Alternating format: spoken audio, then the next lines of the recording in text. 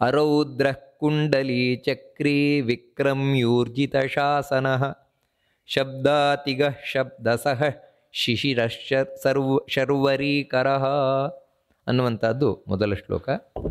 ಇದರಲ್ಲಿ ಮೊದಲ ಭಗವಂತನ ನಾಮ ಅರೌದ್ರ ಅಂತ ನಮಸ್ಕಾರ ಮಾಡಬೇಕಾದ್ರೆ ಅರೌದ್ರಾಯ ನಮಃ ಅಂತ ನಮಸ್ಕಾರ ಮಾಡಬೇಕಾದದ್ದು. ಇಲ್ಲಿ ಮೊದಲನೇದೇನು ಅಂದರೆ ಆ ರೌದ್ರ ಅಂತ ಹೇಳಿದ್ರೆ ನೋಡಿ ವಿಚಿತ್ರವಾದದ್ದು ಇದೊಂದು. ಇದಕ್ಕೆ ಬೇರೆ ಬೇರೆ ರೀತಿ ಅರ್ಥ ಮಾಡಲಿಕ್ಕೆ ಸಾಧ್ಯ ಉಂಟು. ಒಂದೇನೆಂದರೆ ಅರೌದ್ರ ಅಂತ ಹೇಳಿದ್ರೆ ರೌದ್ರ ಗುಣ ಇಲ್ಲ ದೇವರಲ್ಲಿ. ರೌದ್ರ ಅಂತ ಹೇಳಿದ್ರೆ ಕ್ರೌರ್ಯ ಅನ್ನುವುದಿಲ್ಲ ಅಂತ ಒಂದು ಅರ್ಥ. ಇನ್ನೊಂದು ಅರ್ಥ ಏನು ಅಂತ ಹೇಳಿದ್ರೆ ಆ ರೌದ್ರ ಅಂದರೆ ಅಧಿಕವಾದ ರೌದ್ರ ಗುಣವುಳ್ಳವನು. ಆ ಅಂದರೆ ಅಧಿಕ, ಎಲ್ಲರಿಗಿಂತಲೂ ಹೆಚ್ಚಾದ ರೌದ್ರ ಗುಣ, ಭಯಂಕರ ಗುಣವುಳ್ಳವನು ದೇವರೇ ಅಂತ. ಅಂದರೆ ದೇವರು ಎಂಥ ಕರುಣಾಮಯಿಯೋ ಅಷ್ಟೇ ಭಯಂಕರ. ಯಾರಿಗೆ? ದುಷ್ಟರಿಗೆ. ದುಷ್ಟರಿಗೆ ವಿಷ್ಣುವಿನಷ್ಟು ಭಯಂಕರರಾದವರು ಇನ್ನೊಬ್ರು ಇಲ್ಲವೇ ಇಲ್ಲ, ಬೇರೆ ಯಾರೂ ಇಲ್ಲ. ನಿಮಗೆ ಎಲ್ಲಿವರೆಗೆ ಅಂತ ಹೇಳಿದರೆ ಇವಾಗ ಚಂಡಿಕೆ ದುರ್ಗೆ ಅವಳು ಅತ್ಯಂತ ಭಯಂಕರ ಅವಳು. ಆದರೆ ಅವಳಿಗಿಂತಲೂ ಭಯಂಕರನಾದವನು ಯಾರು ಅಂತ ಹೇಳಿದ್ರೆ ನರಸಿಂಹ. ಯಾರ ಸ್ಮರಣೆ ಮಾತ್ರದಿಂದಲೇ ದುಷ್ಟಶಕ್ತಿಗಳು ಓಡಿ ಹೋಗ್ತವೋ ಅಂಥವನು. ಮತ್ತು ಯಾರು ಪ್ರಳಯ ಕಾಲದಲ್ಲಿ ಯಾರನ್ನೂ ಬಿಡದೆ ಎಲ್ಲರನ್ನ ಸಂಹಾರ ಮಾಡ್ತಾನೋ ಅಂಥ ಭಗವಂತ. ಅಂದರೆ ಭಗವಂತ ದುಷ್ಟರಿಗಾಗಬೇಕಾದ್ರೆ ಅತಿ ಭಯಂಕರ, ಅದೇ ಭಕ್ತರಿಗಾಗಬೇಕಾದ್ರೆ ಅತ್ಯಂತ ಕರುಣಾಮಯಿ. ಎರಡೂ ಹೌದು ದೇವರು. ಅಲ್ರಿ, ಈ ರೀತಿ ಅಧಿಕವಾಗಿ ಭಯಂಕರವಾಗಿರುವಂಥದ್ದು ಕೆಟ್ಟದ್ದಲ್ವ? ಯಾವತ್ತು ದೇವರು ಅಂತ ಹೇಳಿದರೆ ಅವನಲ್ಲಿಂದ ಭಯಂಕರ ಗುಣ ಇರಬಾರದು. ದೇವರು ಅಂತ ಹೇಳಿದ್ರೆ ಸೌಮ್ಯವಾಗಿರಬೇಕು. ಇದು ನಾವು ಎಣಿಸ್ತೇವಷ್ಟೇ. ಆದರೆ ನಿಜವಾಗಿಯೂ ಕೂಡ ಒಬ್ಬ ಮಹಾರಾಜ ಇದ್ದಾನೆ ಅಂತ ತಿಳ್ಕೊಳ್ಳಿ. ಆ ರಾಜನಲ್ಲಿ ಬರೀ ಸೌಮ್ಯ ಗುಣಗಳೇ ಇದೆ. ಅದರಿಂದಾಗಿ ಅವನು ಶತ್ರುಗಳಿಗೆ ಅಥವಾ ಯಾರು ಅಪರಾಧಿಗಳಿಗೆ ಕಠಿಣವಾದ ಶಿಕ್ಷೆಯನ್ನೇ ವಿಧಿಸೋಲ್ಲ. ಮತ್ತೇನು ಮಾಡ್ತಾನೆ ಅಂತ ಹೇಳಿದ್ರೆ, ಇಲ್ಲ ಅವನು ಎಂಥ ತಪ್ಪು ಮಾಡಿದ್ರು, ಇವಾಗ 10 ಕೊಲೆ ಮಾಡಿದ್ದಾನೆ, 10 ಕೊಲೆ ಮಾಡಿದವನು ಬಂದರೂ ಕೂಡ ಅವನಿಗೆ ನೀನೊಂದು 2,000 ಕಟ್ಟಿಬಿಡು, ಹೋಗಿಬಿಡು, ಇಷ್ಟೇ. ಯಾಕಂದರೆ ಯಾರನ್ನು ಕೊಲ್ಲಬಾರದು, ಯಾರಿಗೂ ಮರಣದಂಡನೆ ವಿಧಿಸಬಾರದು. ನೋಡಿ, ಈ ರೀತಿ ಅವನು ಸೌಮ್ಯ ಗುಣ ಉಳ್ಳವನಾಗಿದ್ದಾನೆ ಅಂತ ಹೇಳಿದರೆ ದೇಶದಲ್ಲಿ ಕಾನೂನು ಉಳಿತದ ಅವನ ರಾಜ್ಯದಲ್ಲಿ. ಕಾರಣ ಏನಂದರೆ ಜನಗಳಿಗೆ ಯಾವಾಗ ದಂಡನೆಯ ಭಯ ಇಲ್ಲ, ನಾವು ತಪ್ಪು ಮಾಡಿದರೆ ನಮಗೆ ಕ್ರೂರವಾದ ಶಿಕ್ಷೆ ಸಿಗುವುದಿಲ್ಲ ಅಂತ ಯಾವಾಗ ತಿಳ್ಕೊಳ್ತಾರೆ, ಆವಾಗ ತಾವು ಭಯ ಇಲ್ಲದೆ ತಪ್ಪು ಮಾಡ್ತಾ ಇರ್ತಾರೆ. ಕಾರಣ ಏನು ಅಂತ ಹೇಳಿದರೆ, ನೀವು ತಪ್ಪು ಮಾಡಿದರೂ ಕೂಡ ಏನು ಮಾಡ್ತಾರೆ, ಒಂದಷ್ಟು ದಂಡ ಕಟ್ಟಿದರೆ ಸರಿ ಅಲ್ವಾ, ಫೈನ್ ಕಟ್ಟೋಣ, ಅದಕ್ಕೇನಾಗಬೇಕಾಗಿಲ್ಲ, ಅಷ್ಟೇ ತಾನೇ. ನೋಡಿ, ಈ ರೀತಿ ಹೆದರಿಕೆ ಇರೋಲ್ಲ. ಯಾವತ್ತು ದಂಡನೆ ಅಂತಿರುವುದು ಯಾಕೋಸ್ಕರ ಅಂದರೆ ಮತ್ತೆ ಆ ಪಾಪವನ್ನು ಮಾಡಬಾರ್ದವನು ಅಂತ ಒಂದು. ಮತ್ತು ಎರಡನೇದೇನು ಅಂತ ಹೇಳಿದ್ರೆ ಉಳಿದವರನ್ನು ಉಳಿಸುವುದು, ಸಜ್ಜನರನ್ನು ಉಳಿಸುವುದು ಉದ್ದೇಶ. ಆ ವಿಷಯದಲ್ಲಿ ರಾಜನಾದವನು ಅತ್ಯಂತ ಕಠಿಣನಾಗಿರಲೇಬೇಕು. ಯಾವ ರಾಜ ಅಪರಾಧ ಮಾಡಿದವರಲ್ಲಿ ಅತ್ಯಂತ ಕಠಿಣನಾಗಿರ್ತಾನೆ ಅವ ಅಂಥ ದೇಶದಲ್ಲಿ ಮಾತ್ರ ಕಾನೂನು ಅನ್ನುವಂಥದ್ದು ಸುವ್ಯವಸ್ಥಿತವಾಗಿರ್ತದೆ. ಒಂದು ಚೂರು ಜನ ತಪ್ಪು ಮಾಡಲ್ಲ, ಯಾಕಂದರೆ ಹೆದರ್ತಾರೆ.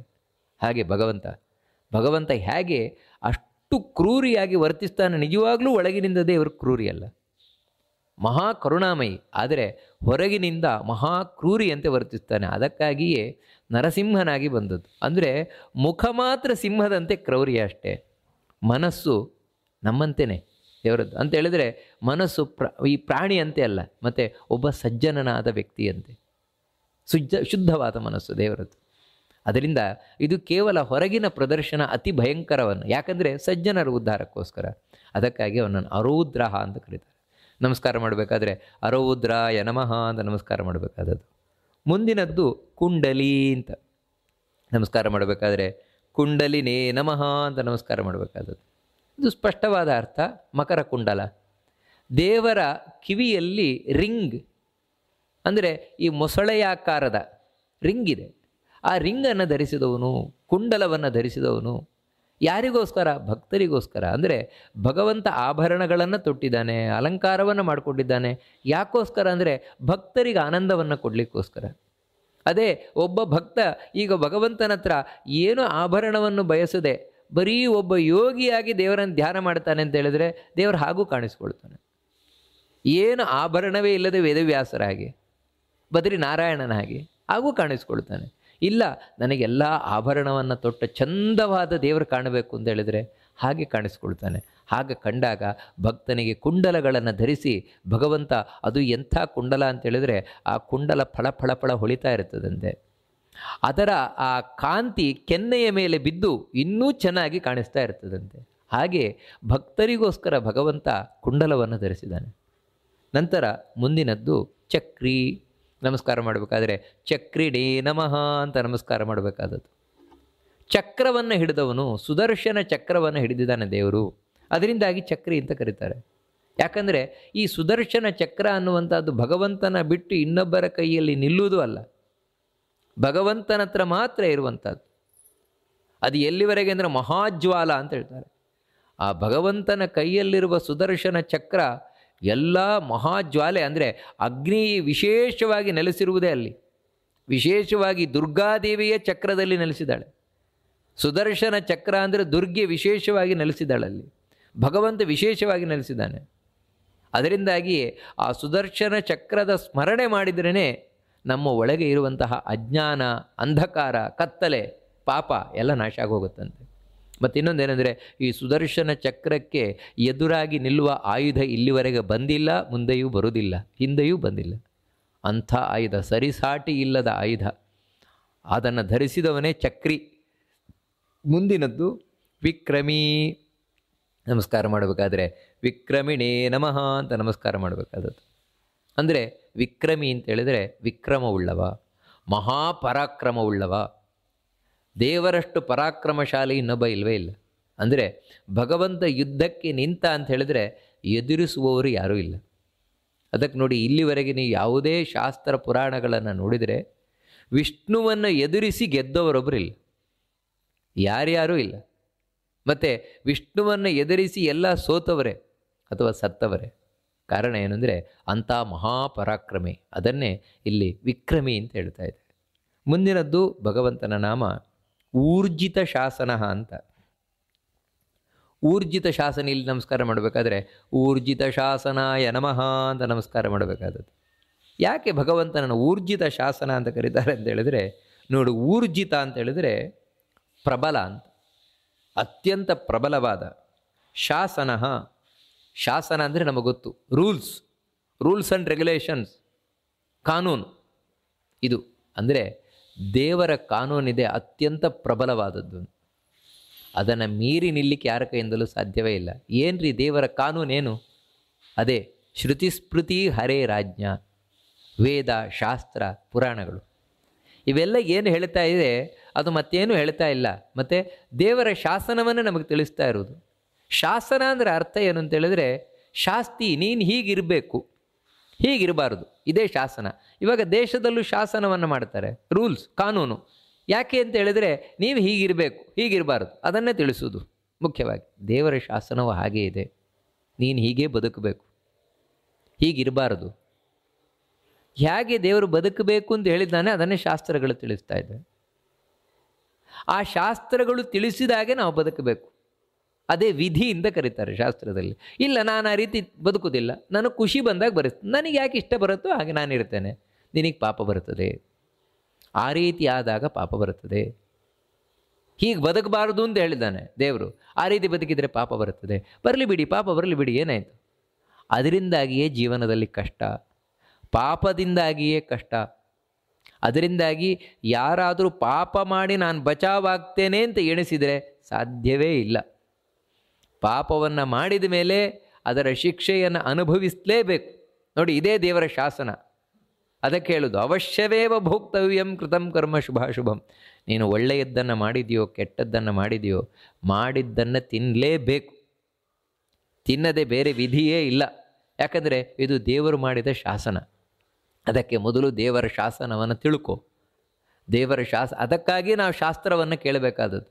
ಈ ಮಹಾಭಾರತ, ಭಾಗವತ, ಭಗವದ್ಗೀತೆ ಇವುಗಳನ್ನೆಲ್ಲ ಯಾಕೆ ಕೇಳಬೇಕು ಅಂತ ಹೇಳಿದ್ರೆ, ದೇವರು ಏನು ಶಾಸನ ಮಾಡಿದ್ದಾನೆ ಅಂತ ನಾವು ತಿಳ್ಕೊಳ್ಳಿಕ್ಕೆ. ಯಾವ ರೀತಿ ಇವಾಗ ಸರ್ಕಾರ ಶಾಸನ ಮಾಡಿದೆ, ಅದನ್ನು ತಿಳ್ಕೊಳ್ಬೇಕು ಅಂದರೆ ನಾವು ಕಾನೂನನ್ನು ಓದಬೇಕು.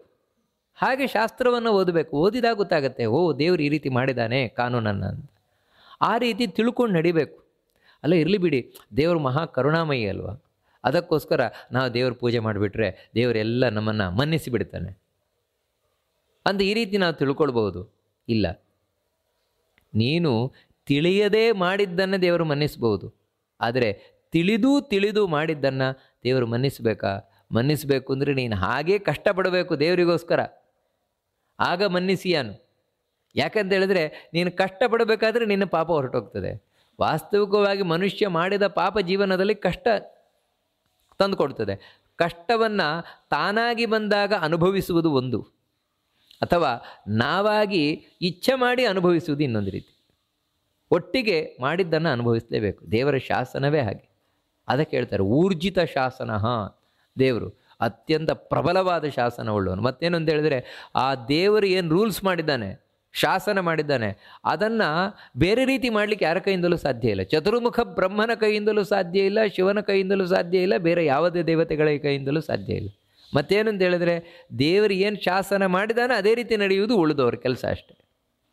ಅದರಿಂದಾಗಿ ಊರ್ಜಿತ ಶಾಸನ ಅಂತ ಕರೀತಾರೆ ಭಗವಂತನನ್ನು. ಮುಂದಿನದ್ದು ಶಬ್ದಾತಿಗಃ. ನಮಸ್ಕಾರ ಮಾಡಬೇಕಾದ್ರೆ ಶಬ್ದಾತಿಗಾಯ ನಮಃ ಅಂತ ನಮಸ್ಕಾರ ಮಾಡಬೇಕಾದದ್ದು. ಯಾಕೆ ದೇವರನ್ನು ಶಬ್ದಾತಿಗ ಅಂತ ಕರೀತಾರೆ ಅಂದರೆ, ಶಬ್ದವನ್ನು ಮೀರಿ ನಿಂತವನು ಅಂತ.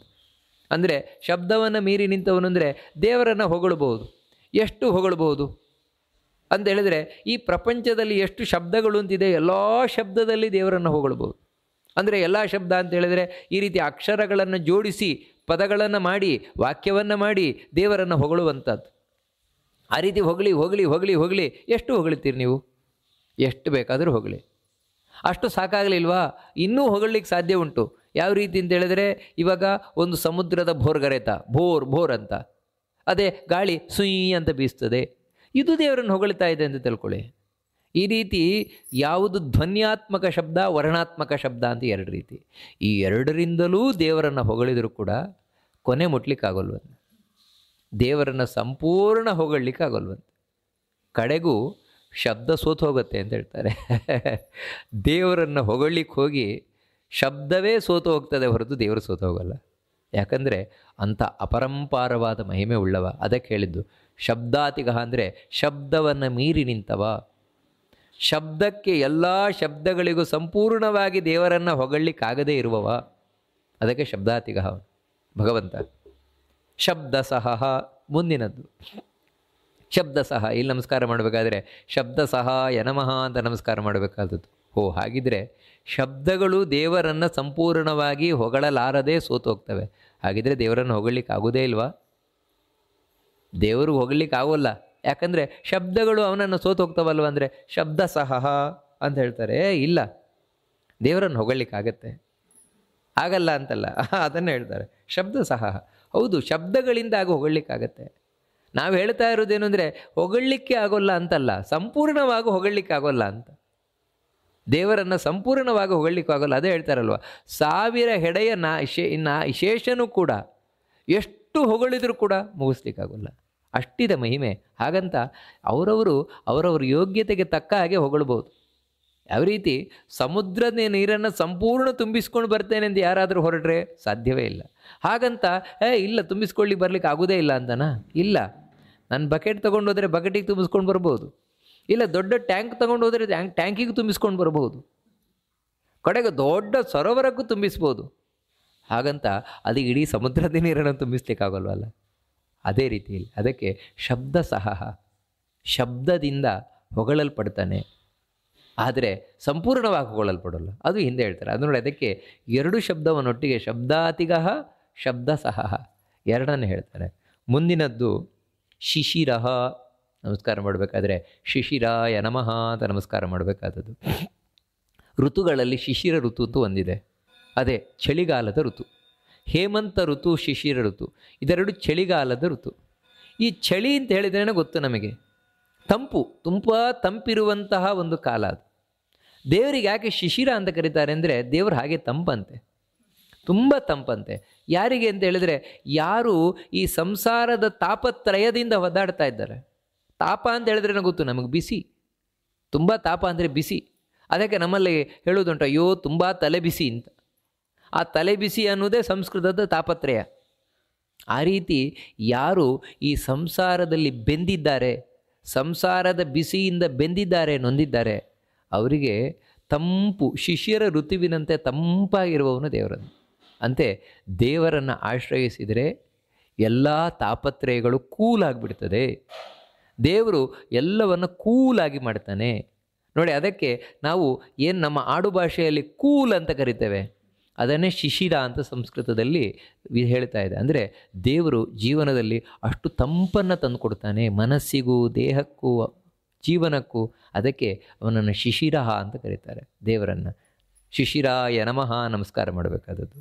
ಮುಂದಿನದ್ದು ಶರ್ವರೀಕರಃ ಅಂತ ಕರೀತಾರೆ. ನಮಸ್ಕಾರ ಮಾಡಬೇಕಾದ್ರೆ ಶರ್ವರೀಕರಾಯ ನಮಃ ಅಂತ ನಮಸ್ಕಾರ ಮಾಡಬೇಕಾದದ್ದು. ಶರ್ವರಿ ಅಂತ ಹೇಳಿದರೆ ರಾತ್ರಿ ಅಂತ ಸಂಸ್ಕೃತದಲ್ಲಿ. ಆ ರಾತ್ರಿಯನ್ನು ಮಾಡುವವನು, ರಾತ್ರಿಯನ್ನುಂಟು ಮಾಡುವವನು ಅದು ದೇವರೇ ಅಲ್ರಿ. ಯಾಕ್ರಿ ರಾತ್ರಿ ಯಾಕೆ ಮಾಡ್ತಾನೆ ದೇವರು? ಹಗಲೇ ಇರ್ಬೋದಲ್ವ? ಅಥವಾ ಈ ಹಗಲು ರಾತ್ರಿಗಳು ತನ್ನಷ್ಟಕ್ಕೆ ಆಗ್ತಾ ಇದೆ, ಅದರಲ್ಲಿ ದೇವರದ್ದೇನು ಪಾತ್ರ ಇದೆ ಅಂದರೆ ನೀವು ಕೇಳ್ಬೋದು. ದೇವರಿಂದಲೇ ಹಗಲು ರಾತ್ರಿಗಳಾಗ್ತಾ ಇರೋದು. ಯಾಕಂದರೆ ಹಗಲು ರಾತ್ರಿಗಳಿಗೆ ಕಾರಣ ಸೂರ್ಯ ತಾನೆ. ಸೂರ್ಯ ಯಾವಾಗ ನಮ್ಮಿಂದ ಮರೆ ಆಗ್ತಾನೆ ಆವಾಗ ನಮಗೆ ರಾತ್ರಿ ಆಯಿತು ಅಂತ ಅರ್ಥ. ಸೂರ್ಯ ಮತ್ತೆ ಯಾವಾಗ ಕಾಣಿಸಿಕೊಳ್ಳುತ್ತಾನೆ ಆವಾಗ ಮತ್ತೆ ಹಗಲಾಯಿತು ಅಂತ ಅರ್ಥ. ಈ ಸೂರ್ಯನನ್ನು ತಿರುಗಿಸ್ತಾ ಇರುವವನೇ ಇವನೇ, ಭಗವಂತನೇ ಸೂರ್ಯನನ್ನು ತಿರುಗಿಸ್ತಾ ಇರುವವನು. ಅದಕ್ಕೆ ಸೂರ್ಯನನ್ನು ನಮ್ಮ ಎದುರಿಗೆ ಕರ್ಕೊಂಬರ್ತಾನೆ ಹಗಲು ಮಾಡಲಿಕ್ಕೆ, ಸೂರ್ಯನನ್ನು ನಮ್ಮಿಂದ ಮರೆ ಮಾಡ್ತಾನೆ ರಾತ್ರಿ ಮಾಡಲಿಕ್ಕೆ. ಅದಕ್ಕೆ ಇವನನ್ನು ಶರ್ವರೀಕರ ಅಂತ ಕರೀತಾರೆ ಭಗವಂತನನ್ನು. ಅಲ್ರಿ ಈ ರಾತ್ರಿ ಯಾಕೆ ಬೇಕು? ರಾತ್ರಿ ಅಂತ ಹೇಳಿದ್ರೆ ಕತ್ತಲೆ, ಹೆದರಿಕೆ, ಈ ರೀತಿಯೆಲ್ಲ ಆಗ್ತದಲ್ವ? ರಾತ್ರಿಯೇ ಇಲ್ಲದೆ ಇದ್ದರೆ ಮನುಷ್ಯನ ಆರೋಗ್ಯವೇ ಚೆನ್ನಾಗಿರೋಲ್ಲ. ಎಲ್ಲರೂ ಹುಚ್ಚರಾಗಿ ಹೋದ್ಯಾರು. ಯಾಕಂದರೆ ಮನುಷ್ಯನಿಗೆ ಆರೋಗ್ಯವಂತನಾಗಿರಲು ನಿದ್ರೆ ಮುಖ್ಯ, ನಿದ್ರೆಗೆ ರಾತ್ರಿ ಮುಖ್ಯ ನೋಡಿ. ಅದಕ್ಕೋಸ್ಕರ ರಾತ್ರಿಯೂ ಕೂಡ ಯಾಕೆ ದೇವರು ಕೊಡ್ತಾನೆಂದರೆ ಕಾರುಣ್ಯದಿಂದ. ನೀನು ಆನಂದವಾಗಿರು, ರಾತ್ರಿ ನಿದ್ರೆ ಮಾಡಿ ನಿನ್ನ ಆಯಾಸವನ್ನು ಕಳ್ಕೊ, ಮಾರನೇ ದಿನ ಬೆಳಗ್ಗೆ ಮತ್ತೆ ಫ್ರೆಶ್ ಆಗು. ಹೀಗೆ ರಾತ್ರಿಯನ್ನೂ ಕೂಡ ದೇವರು ನಮ್ಮ ಮೇಲಿನ ಕಾರುಣ್ಯದಿಂದಲೇ ಮಾಡುವವು. ಅದಕ್ಕೆ ಶರ್ವರೀಕರ ಅಂತ ಅದನ್ನು ಮತ್ತೆ ಹೇಳ್ತಾರೆ. ಯಾಕಂದರೆ ಹಗಲು ಮಾಡ್ತಾನೆ ಅಂತ ಹೇಳೋದು ದೇವರ ದೊಡ್ಡ ಮಹಿಮೆ ಆಗ್ಬೋದು, ರಾತ್ರಿ ಮಾಡ್ತಾನೆ ಅಂತ ಹೇಳೋದು ಯಾಕೆ ಮಹಿಮೆ ಆಗುತ್ತೆ ಅಂತ ಹೇಳಿದ್ರೆ, ಹಾಗೆ ಸ್ವಾಪಂ ಪ್ರಾಪಯತಿ ಶ್ರಮಾಪಹೃತಯೇ ಅಂತ. ಯಾವ ರೀತಿ ತಾಯಿ ಮಗುವಿಗೆ ನಿದ್ರೆ ಬದ್ದಾಗ ತಟ್ಟಿ ಮಲಗಿಸ್ತಾಳಲ್ವ, ಹಾಗೆ ಭಗವಂತ ನಮ್ಮ ಮೇಲಿನ ಕರುಣೆಯಿಂದ ರಾತ್ರಿಯನ್ನು ಮಾಡಿ ಮಗು ರಾತ್ರಿ ಆಯಿತು ಮಲಗು ಅಂತ ನಮಗೆ ನಿದ್ರೆ ಕೊಟ್ಟು ಮಲಗಿಸ್ತಾನೆ. ಅದಕ್ಕಾಗಿಯೇ ಆರೋಗ್ಯಶಾಸ್ತ್ರ ಹೇಳೋದು ರಾತ್ರಿಯ ನಿದ್ರೆ ಆರೋಗ್ಯಕ್ಕೆ ಭಾರಿ ಒಳ್ಳೆಯದು. ಇದು ಬಹಳ ಮುಖ್ಯವಾಗಬೇಕಾದದ್ದು ಅಂತ. ಅದಕ್ಕೆ ಅವನು ಶರ್ವರೀಕರ ಅಂತ ಕರೆಯಲ್ಪಡ್ತಾನೆ. ಇನ್ನು ಮುಂದಿನ ಶ್ಲೋಕ, ಅಕ್ರೂರಃಪೇಶಲೋ ದಕ್ಷೋ ದಕ್ಷಿಣಃ ಕ್ಷಮಿಣಾಂಬರಃ ವಿದ್ವತ್ತಮೋ ವೇದ ಭಯ ಪುಣ್ಯಶ್ರವಣ ಕೀರ್ತನಃ. ಈ ಶ್ಲೋಕದಲ್ಲಿ ಒಂದು ಗಮನಿಸಬೇಕಾದ ಅಂಶ ಏನಂತ ಹೇಳಿದರೆ, ಅಕ್ರೂರಃಪೇಶಲೋ ದಕ್ಷೋ ದಕ್ಷಿಣ ಕ್ಷಿಮ್ಣಾಂಬರಃ ಆ ರೀತಿ ಹೇಳೋದಲ್ಲ, ದಕ್ಷಿಣ ಅಂತ ಆ ವಿಸರ್ಗವನ್ನು ಪೂರ್ತಿಯಾಗಿ ಹೇಳಬೇಕು. ಯಾಕಂದರೆ ಇದೊಂದು ಸಂಸ್ಕೃತದ ವ್ಯಾಕರಣದ ನಿಯಮ. ಕ್ಷಕಾರ ಇದ್ದಾಗ ವಿಸರ್ಗವನ್ನು ಸಂಪೂರ್ಣವಾಗಿ ಹೇಳಬೇಕು ಅಂತ. ಹಾಗಾಗಿ ದಕ್ಷಿಣ ಕ್ಷಮಿಣಾಂಬರಃ ಈ ರೀತಿಯೇ ಹೇಳಬೇಕಾದದ್ದು. ಇಲ್ಲಿ ಮೊದಲ ಭಗವಂತನ ನಾಮ ಯಾವುದು ಅಂದರೆ ಅಕ್ರೂರ ಅಂತ. ಅಕ್ರೂರ ಅಂತ ಯಾಕೆ ಭಗವಂತನನ್ನು ಕರೀತಾರೆ ಅಂತ ಹೇಳಿದರೆ, ಶಬ್ದವೇ ಹೇಳ್ತಾ ಇದೆಯಲ್ವ, ಕ್ರೂರಿ ಅಲ್ಲ ದೇವರು ಅಂತ. ದೇವರು ಯಾವತ್ತೂ ಕ್ರೂರಿ ಅಲ್ಲ, ಮತ್ತು ಸೌಮ್ಯವಾದ ಸ್ವಭಾವವುಳ್ಳವನು ಅಲ್ಲ. ಮತ್ತು ಮೊದಲು ಹೇಳಿದಲ್ಲ ರೌದ್ರ ಅಂತ, ಅಂದರೆ ಅಧಿಕವಾದ ರೌದ್ರವುಳ್ಳವನು ಅಂತ. ಹೌದು, ಅದಕ್ಕೆ ಹೇಳಿದ್ದು. ಹೊರನೋಟಕ್ಕೆ ಶತ್ರುಗಳಿಗೆ ದೇವರಷ್ಟು ದುಷ್ಟ ಇನ್ನೊಬ್ಬ ಇಲ್ಲವೇ ಇಲ್ಲ. ಅದಕ್ಕೆ ಎಲ್ಲ ದೈತ್ಯರು ಹೆದರುವುದೇ ವಿಷ್ಣುವಿಗೆ. ಯಾಕಂತ ಹೇಳಿದ್ರೆ ಇವಾಗ ಶಿವನನ್ನಾದರೂ ಆರಾಧನೆ ಮಾಡ್ತಾರೆ, ಶಿವನಿಂದ ಬೇಡಿದ ವರವನ್ನು ಪಡಿತಾರೆ. ಆದರೆ ಯಾವ ದೈತ್ಯನು ವಿಷ್ಣುವನ್ನು ಆರಾಧನೆ ಮಾಡಿ ವರ ಪಡೆಯುವುದಿಲ್ಲ. ಯಾಕಂದರೆ ದುಷ್ಟರ ವಿಷಯದಲ್ಲಿ ವಿಷ್ಣು ಅಷ್ಟು ಭಯಂಕರನಾದವನು. ಆದರೆ ಒಳಗಿನಿಂದ ಅಷ್ಟೇ ಸೌಮ್ಯವಾದ ಸ್ವಭಾವವುಳ್ಳವನು ಭಗವಂತ. ಯಾರಿಗೂ ಕೆಟ್ಟದ್ದನ್ನು ಬಯಸುವವನಲ್ಲ. ನೋಡಿ, ಯಾವ ದೈತ್ಯನನ್ನು ಹೊರಗಿನಿಂದ ಕೊಲ್ತಾನೋ ಅದೇ ದೈತ್ಯನನ್ನೇ ಇನ್ನೊಂದು ಕಡೆ ಹುಟ್ಟಿಸ್ತಾನೆ ದೇವರು. ತನ್ನನ್ನು ದ್ವೇಷ ಮಾಡುವ ದೈತ್ಯನನ್ನು ದೇವರು ದ್ವೇಷ ಮಾಡೋಲ್ಲ. ಅವನೊಳಗೂ ನಿಂತು ಉಸಿರಾಟ ಮಾಡ್ತಾನೆ, ಅವನನ್ನು ರಕ್ಷಣೆ ಮಾಡ್ತಾನೆ. ಯಾಕಂದರೆ ಅಂಥ ಕರುಣಾಮಯಿ. ಅದಕ್ಕೆ ಹೇಳೋದು ದೇವರಲ್ಲಿ ಕ್ರೌರ್ಯ ಅನ್ನೋದಿಲ್ವೇ ಇಲ್ಲ. ಅದಕ್ಕಾಗಿ ದೇವರು ಕೆಟ್ಟದ್ದು ಮಾಡ್ತಾನೆ ಅಂತ ನಾವು ಎಣಿಸುವುದೇ ತಪ್ಪು. ಯಾವತ್ತೂ ಯಾರು ಭಗವದ್ ಭಕ್ತರಿದ್ದಾರೆ, ಭಗವಂತನ ಭಕ್ತರು ಜೀವನದಲ್ಲಿ ಕನಸು ಮನಸ್ಸಿನಲ್ಲಿ ಎಣಿಸಬಾರದು ಏನಂದರೆ ದೇವರು ನಮಗೆ ಕೆಟ್ಟದ್ದು ಮಾಡ್ತಾನೆ ಅಂತ. ಯಾಕಂದರೆ ಯಾರು ಕೆಟ್ಟದ್ದನ್ನು ಮಾಡಿ ಅಂದರೆ ಯಾರಲ್ಲಿ ಕ್ರೌರ್ಯ ಇದೆಯೋ ಕೆಟ್ಟದ್ದಿದೆಯೋ ಅವನು ಕೆಟ್ಟದ್ದು ಮಾಡ್ತಾನೆ. ದೇವರಲ್ಲಿ ಕೆಟ್ಟದ್ದು ಅನ್ನೋದು ಇಲ್ಲವೇ ಇಲ್ಲ, ಅವನು ಅಕ್ರೂರ ಅವನು. ಅದಕ್ಕಾಗಿಯೇ ದೇವರು ಯಾವತ್ತೂ ಕೆಟ್ಟದ್ದು ಮಾಡೋಲ್ಲ. ಮತ್ತೇನೆಂದರೆ ದೇವರು ಜೀವನದಲ್ಲಿ ಕಷ್ಟ ಕೊಟ್ಟರೂ ಕೂಡ ಅದು ಅಮ್ಮ ಮಗುವಿಗೆ 4 ಪೆಟ್ಟು ಕೊಟ್ಟಾಗೆ. ಯಾಕೆ ಮಗುವಿಗೆ 4 ಪೆಟ್ಟು ಕೊಡ್ತಾಳೆ ಅಮ್ಮ ಅಂತ ಹೇಳಿದ್ರೆ ಮಗು ಸರಿಯಾಗಬೇಕು ಅಂತ. ತಪ್ಪು ದಾರಿ ಹಿಡಿದಿರುವ ಮಗುವನ್ನು ಸರಿಯಾಗಬೇಕು, ಕಾರುಣ್ಯ. ಅದೇ ರೀತಿ ಮಮತೆ, ಭಗವಂತನಿಗೆ ನಮ್ಮ ಬಗ್ಗೆ ಅಷ್ಟು ಮಮತೆ, ಇದನ್ನು ನಾವು ತಿಳ್ಕೊಳ್ಬೇಕಾದದ್ದು. ಅದಕ್ಕೆ ಅವನ ಅಕ್ರೂರ ಅವನು ಭಗವಂತ. ಅದೇ ರೀತಿ ಮುಂದಿನ ನಾಮ ಪೇಶಲಹ ಅಂತ. ಪೇಶಲಾಯ ನಮಃ ಅಂತ ನಾವು ನಮಸ್ಕಾರ ಮಾಡಬೇಕಾದದ್ದು. ಪೇಶಲ ಅಂದರೆ ಸಂಸ್ಕೃತದಲ್ಲಿ ಸುಂದರ ಅಂತ. ದೇವರು ಅತ್ಯಂತ ಸುಂದರ, ಸಾಕ್ಷಾನ್ ಮನ್ಮಥ ಅಂತ. ಅದಕ್ಕೋಸ್ಕರ ವಿಷ್ಣುವಿನಷ್ಟು ಸುಂದರನಾದವನು ಇನ್ನೊಬ್ಬನೇ ಇಲ್ಲವೇ ಇಲ್ಲ. ಎಲ್ಲ ದೇವತೆಗಳು ಋಷಿಗಳು ನಿಮಗೆ ಎಲ್ಲಿವರೆಗೆ ಅಂತೇಳಿದರೆ ಎಲ್ಲವನ್ನ ತೊರೆದ, ನಮಗೇನೂ ಬೇಡ, ಯಾವುದು ಬೇಡ, ಹೆಣ್ಣು ಬೇಡ, ಹೊಣ್ಣು ಬೇಡ. ನೀವು ಎಂಥ ಚಂದವಾದ ಊರ್ವಶಿ ಮೇನಕೆ ರಂಬೆಯನ್ನು ಕರೆದು ಎದುರಿಗೆ ನಿಲ್ಲಿಸಿದರೂ ಕುಣಿಸಿದರೂ ಕಣ್ಣೆತ್ತಿಯೂ ನೋಡದಂತಹ ಋಷಿಮುನಿಗಳು ಆ ಭಗವಂತನ ನೋಡ್ಲಿಕ್ಕೆ ಮಾತ್ರ ತಪತಪಿಸ್ತಾ ಇರ್ತಾರೆ. ಯಾವಾಗ ಆ ದೇವರನ್ನು ನೋಡುತ್ತೇವೆ, ಯಾವಾಗ ಆ ದೇವರನ್ನು ನೋಡುತ್ತೇವೆ ಅಂತ. ಅವನನ್ನು ನೋಡಿದಾಗ ಬಿಡ್ಲಿಕ್ಕೆ ಮನಸ್ಸಾಗದೆ ಮತ್ತಷ್ಟು ದೇವರನ್ನು ನೋಡಬೇಕು. ಯಾಕೆಂದರೆ ಅಂಥ ಸುಂದರ ಆ ಭಗವಂತ, ಪ್ರತಿಯೊಂದು ಅಷ್ಟು ಸುಂದರ. ಅದಕ್ಕೆ ನಾವು ನೋಡ್ತೇವಲ್ವ, ಕೃಷ್ಣಾವತಾರದಲ್ಲಿ ಕೃಷ್ಣನ ಸೌಂದರ್ಯಕ್ಕೆ ಮರಳಾಗದವರು ಯಾರು? ರಾಮಾವತಾರದಲ್ಲಿ ರಾಮನ ಸೌಂದರ್ಯಕ್ಕೆ ಮರಳಾಗದವರು ಯಾರು? ಯಾಕಂದರೆ ಭಗವಂತನೇ ಹಾಗೆ ಅತ್ಯಂತ ಸುಂದರ ಅವನು. ಅದನ್ನೇ ಪೇಶಲಹ ಅಂತ ಹೇಳ್ತಾ ಇದೆ. ಅಂದರೆ ಯಾರಿಗ ನಾವು ಜಗತ್ತಿನಲ್ಲಿ ಇಷ್ಟಪಡುವ ವಸ್ತು ಯಾವತ್ತೂ ಸುಂದರವಾಗಿರಬೇಕು. ಅದರಿಂದಾಗಿ ನೀವು ದೇವರನ್ನೇ ಇಷ್ಟಪಡಿ. ಯಾಕಂದರೆ ದೇವರಷ್ಟು ಸುಂದರವಾದ, ದೇವರಷ್ಟು ಒಳ್ಳೆಯ ವಸ್ತು ಇನ್ನೊಂದು ಜಗತ್ತಿನಲ್ಲಿ ಇಲ್ಲವೇ ಇಲ್ಲ. ಅದನ್ನು ಹೇಳ್ತಾ ಇದೆ. ಅದಕ್ಕೆ ಪೇಶಲಹ. ಮತ್ತು ದಕ್ಷಃ ಮುಂದಿನದ್ದು. ನಮಸ್ಕಾರ ಮಾಡಬೇಕಾದ್ರೆ ದಕ್ಷಾಯ ನಮಃ ಅಂತ ನಮಸ್ಕಾರ ಮಾಡಬೇಕಾದದ್ದು. ದಕ್ಷ ಅಂದರೆ ಸಮರ್ಥ, ಕೇಪಬಲ್. ದೇವರಷ್ಟು ಸಮರ್ಥನಾದವನು ಇನ್ನೊಬ್ಬ ಇಲ್ಲವೇ ಇಲ್ಲ. ಎಲ್ಲಿವರೆಗೆ ಅಂದರೆ ಇವತ್ತು ನಾವು ಯಾವುದಾದ್ರೂ ಒಂದು ವಿಷಯದಲ್ಲಿ, ಯಾವುದಾದ್ರೂ ಒಂದು ಕೆಲಸದಲ್ಲಿ ಸಮರ್ಥರಾಗಿದ್ದೇವೆ, ಕೇಪಬಲ್ ಪರ್ಸನ್ ಆಗಿದ್ದೇವೆ ಅಂದರೆ ಕಾರಣ ಏನಂದರೆ ಒಳಗೆ ದೇವರು ಕೊಡ್ತಾ ಇರುವ ಶಕ್ತಿ, ಸಮರ್ಥನಾಗಿ ಒಳಗೆ ದೇವರು ಕೂತಿರುವುದರಿಂದಾಗಿ ನಾವು ಹೊರಗೆ ಏನಾದರೂ ಮಾಡಲಿಕ್ಕೆ ಸಮರ್ಥರಾಗಿದ್ದೇವೆ. ಇಲ್ವಾ, ದೇವರು ಒಳಗೆ ಕೂತಿಲ್ವಾ, ಸಾಮರ್ಥ್ಯವನ್ನು ಕೊಡಲಿಲ್ವಾ, ಏನೂ ಮಾಡಲಿಕ್ಕಾಗಲ್ಲ. ನಿಮ್ಗೆ ಆಶ್ಚರ್ಯ ಏನು ಅಂದರೆ ಅದೇ ವ್ಯಕ್ತಿಗೆ, ಯಾವ ವ್ಯಕ್ತಿ ಒಂದು ಕಾಲದಲ್ಲಿ ಸಮರ್ಥವಾಗಿ ಎಲ್ಲವನ್ನು ಮಾಡ್ತಾ ಇದ್ದ ಆ ವ್ಯಕ್ತಿಗೆ ಇನ್ನೊಂದು ಕಾಲದಲ್ಲಿ ಏನೂ ಮಾಡಲಿಕ್ಕಾಗಲ್ಲ. ಯಾಕಂದರೆ ಒಳಗೆ ದೇವರು ಸಮರ್ಥನಾಗಿ ಕೂರದೇ ಇದ್ದರೆ, ದೇವರು ಸಾಮರ್ಥ್ಯ ಕೊಡದೇ ಇದ್ದರೆ. ಇದಕ್ಕೆ ಒಳ್ಳೆ ಉದಾಹರಣೆಯೇ ಮಹಾಭಾರತದಲ್ಲಿ ಬರುವ ಅರ್ಜುನ. ಯಾವ ಅರ್ಜುನ ಮಹಾಭಾರತ ಯುದ್ಧದಲ್ಲಿ ಎದುರಿನಲ್ಲಿ ಕೃಷ್ಣ ಇದ್ದಾಗ ಸಮರ್ಥನಾದ ಕೃಷ್ಣ ಒಳಗಿನಿಂದ ಇವನಿಗೆ ಸಾಮರ್ಥ್ಯ ಕೊಡ್ತಾ ಇರಬೇಕಾದ್ರೆ ಭೀಷ್ಮ, ದ್ರೋಣ, ಕರ್ಣ ಮುಂತಾದಂತಹ ಮಹಾ ತಿಮಿಂಗಲಗಳು ಅವುಗಳನ್ನೆಲ್ಲ ಅನಾಯಾಸವಾಗಿ ಸೋಲಿಸಿದ. ಏನು ತೊಂದರೆಯೇ ಇಲ್ಲ. ಅದೇ ಅರ್ಜುನನಿಗೆ ಯುದ್ಧ ಮುಗಿದ ಮೇಲೆ, ಕೃಷ್ಣ ಅವತಾರ ಸಮಾಪ್ತಿ ಮಾಡಿದ ಮೇಲೆ, ಕೃಷ್ಣನ 16,100 ಪತ್ನಿಯರನ್ನು ಕರ್ಕೊಂಡು ಬರಬೇಕಾದರೆ ದಾರಿಯಲ್ಲಿ ಕಾಡುಗಳ್ಳರು ಎಳ್ಕೊಂಡು ಹೋದರು. ಇವನು ಮುಂದೆನೇ ಎಳ್ಕೊಂಡು ಹೋದರು. ಏನೂ ಮಾಡಲಿಕ್ಕಾಗಲಿಲ್ಲ. ಎಲ್ಲಿವರೆಗೆ ಅಂತೇಳಿದರೆ ಬಿಲ್ಲಿಗೆ ಬಾಣವನ್ನು ಹೂಡಿ ಅಸ್ತ್ರವನ್ನು ನೆನಪು ಮಾಡಿಕೊಳ್ತಾನೆ, ನೆನಪಾಗೋದಿಲ್ಲ, ನೆನಪಾಗ್ತಾ ಇಲ್ಲ, ಅಳುತ್ತಾನೆ. ಇದೇ ಅಂಥದ್ದೇ ಧನುಸ್ಸಿತ್ತು, ಅಂಥದ್ದೇ ರಥ ಇತ್ತು, ಅದೇ ಅರ್ಜುನ ಇದ್ದ. ಆದರೂ ಕೂಡ ಎಲ್ಲವೂ 0 ಆಗಿ ಹೋಯಿತು ಅಂತ. ಯಾಕಂದರೆ ಸಾಮರ್ಥ್ಯ ಕೊಡುವ ಕೃಷ್ಣ ಒಬ್ಬ ಇರಲಿಲ್ಲ. ನೋಡಿ, ಅದೇ ಅರ್ಜುನನಿಗೆ ಏನೂ ಮಾಡಲಿಕ್ಕಾಗದೆ ಕಾಡುಗಳ್ಳರು ಎಳ್ಕೊಂಡು ಹೋಗಬೇಕಾದ್ರೆ ಕಣ್ಣು ಬಿಟ್ಕೊಂಡು ನೋಡಿದ. ಯಾಕಂದರೆ ಸಾಮರ್ಥ್ಯವನ್ನು ಕೊಡುವವನು ದೇವರಿಲ್ಲ ಒಳಗೆ. ಅದೇ ದೇವರನ್ನು ಸಮರ್ಥ, ಅದೇ ದಕ್ಷ ಅಂತ ಕರೆಯುವುದು. ಅದರಿಂದಾಗಿ ನಮ್ಮಲ್ಲಿ ಏನಾದರೂ ದಕ್ಷತೆ ಇದೆ, ಸಾಮರ್ಥ್ಯ ಇದೆ ಅಂದರೆ ಅದು ಒಳಗೆ ಕೂತಿರುವ ಆ ದಕ್ಷನಾದ ದೇವರ ಮಹಿಮೆ ಅದು. ಅದಕ್ಕೆ ಅವನನ್ನು ದಕ್ಷ ಅಂತ ಕರೀತಾರೆ. ಮುಂದಿನದ್ದು ದಕ್ಷಿಣ ಅಂತ.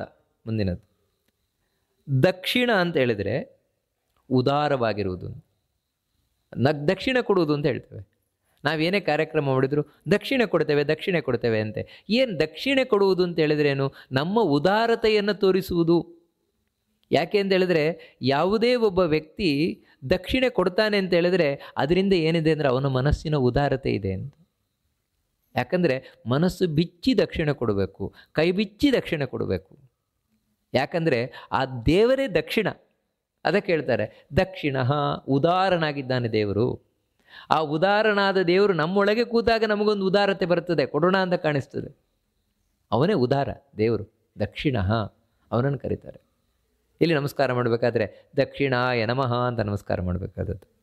ಮುಂದಿನದ್ದು ಕ್ಷಮಿಣಾಂಬರಃ ಅಂತ, ತುಂಬ ಚಂದವಾದ ಶಬ್ದ ಇದು. ನಮಸ್ಕಾರ ಮಾಡಬೇಕಾದ್ರೆ ಕ್ಷಮಿಣಾಂಬರಾಯ ನಮಃ ಅಂತ ನಮಸ್ಕಾರ ಮಾಡಬೇಕಾದದ್ದು.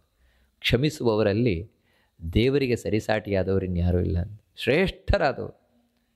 ಸರ್ವಾಪರಾಧಗಳನ್ನು ಕ್ಷಮಿಸುವವರಲ್ಲಿ ದೇವರನ್ನು ಬಿಟ್ಟರೆ ಇನ್ನೊಬ್ಬ ಇಲ್ಲವೇ ಇಲ್ಲ. ಅದಕ್ಕೆ ಕ್ಷಮಿಸುವವರು ಬೇರೆಯವರು ಇರಬಹುದು, ಉಳಿದ ದೇವತೆಗಳಿರಬಹುದು.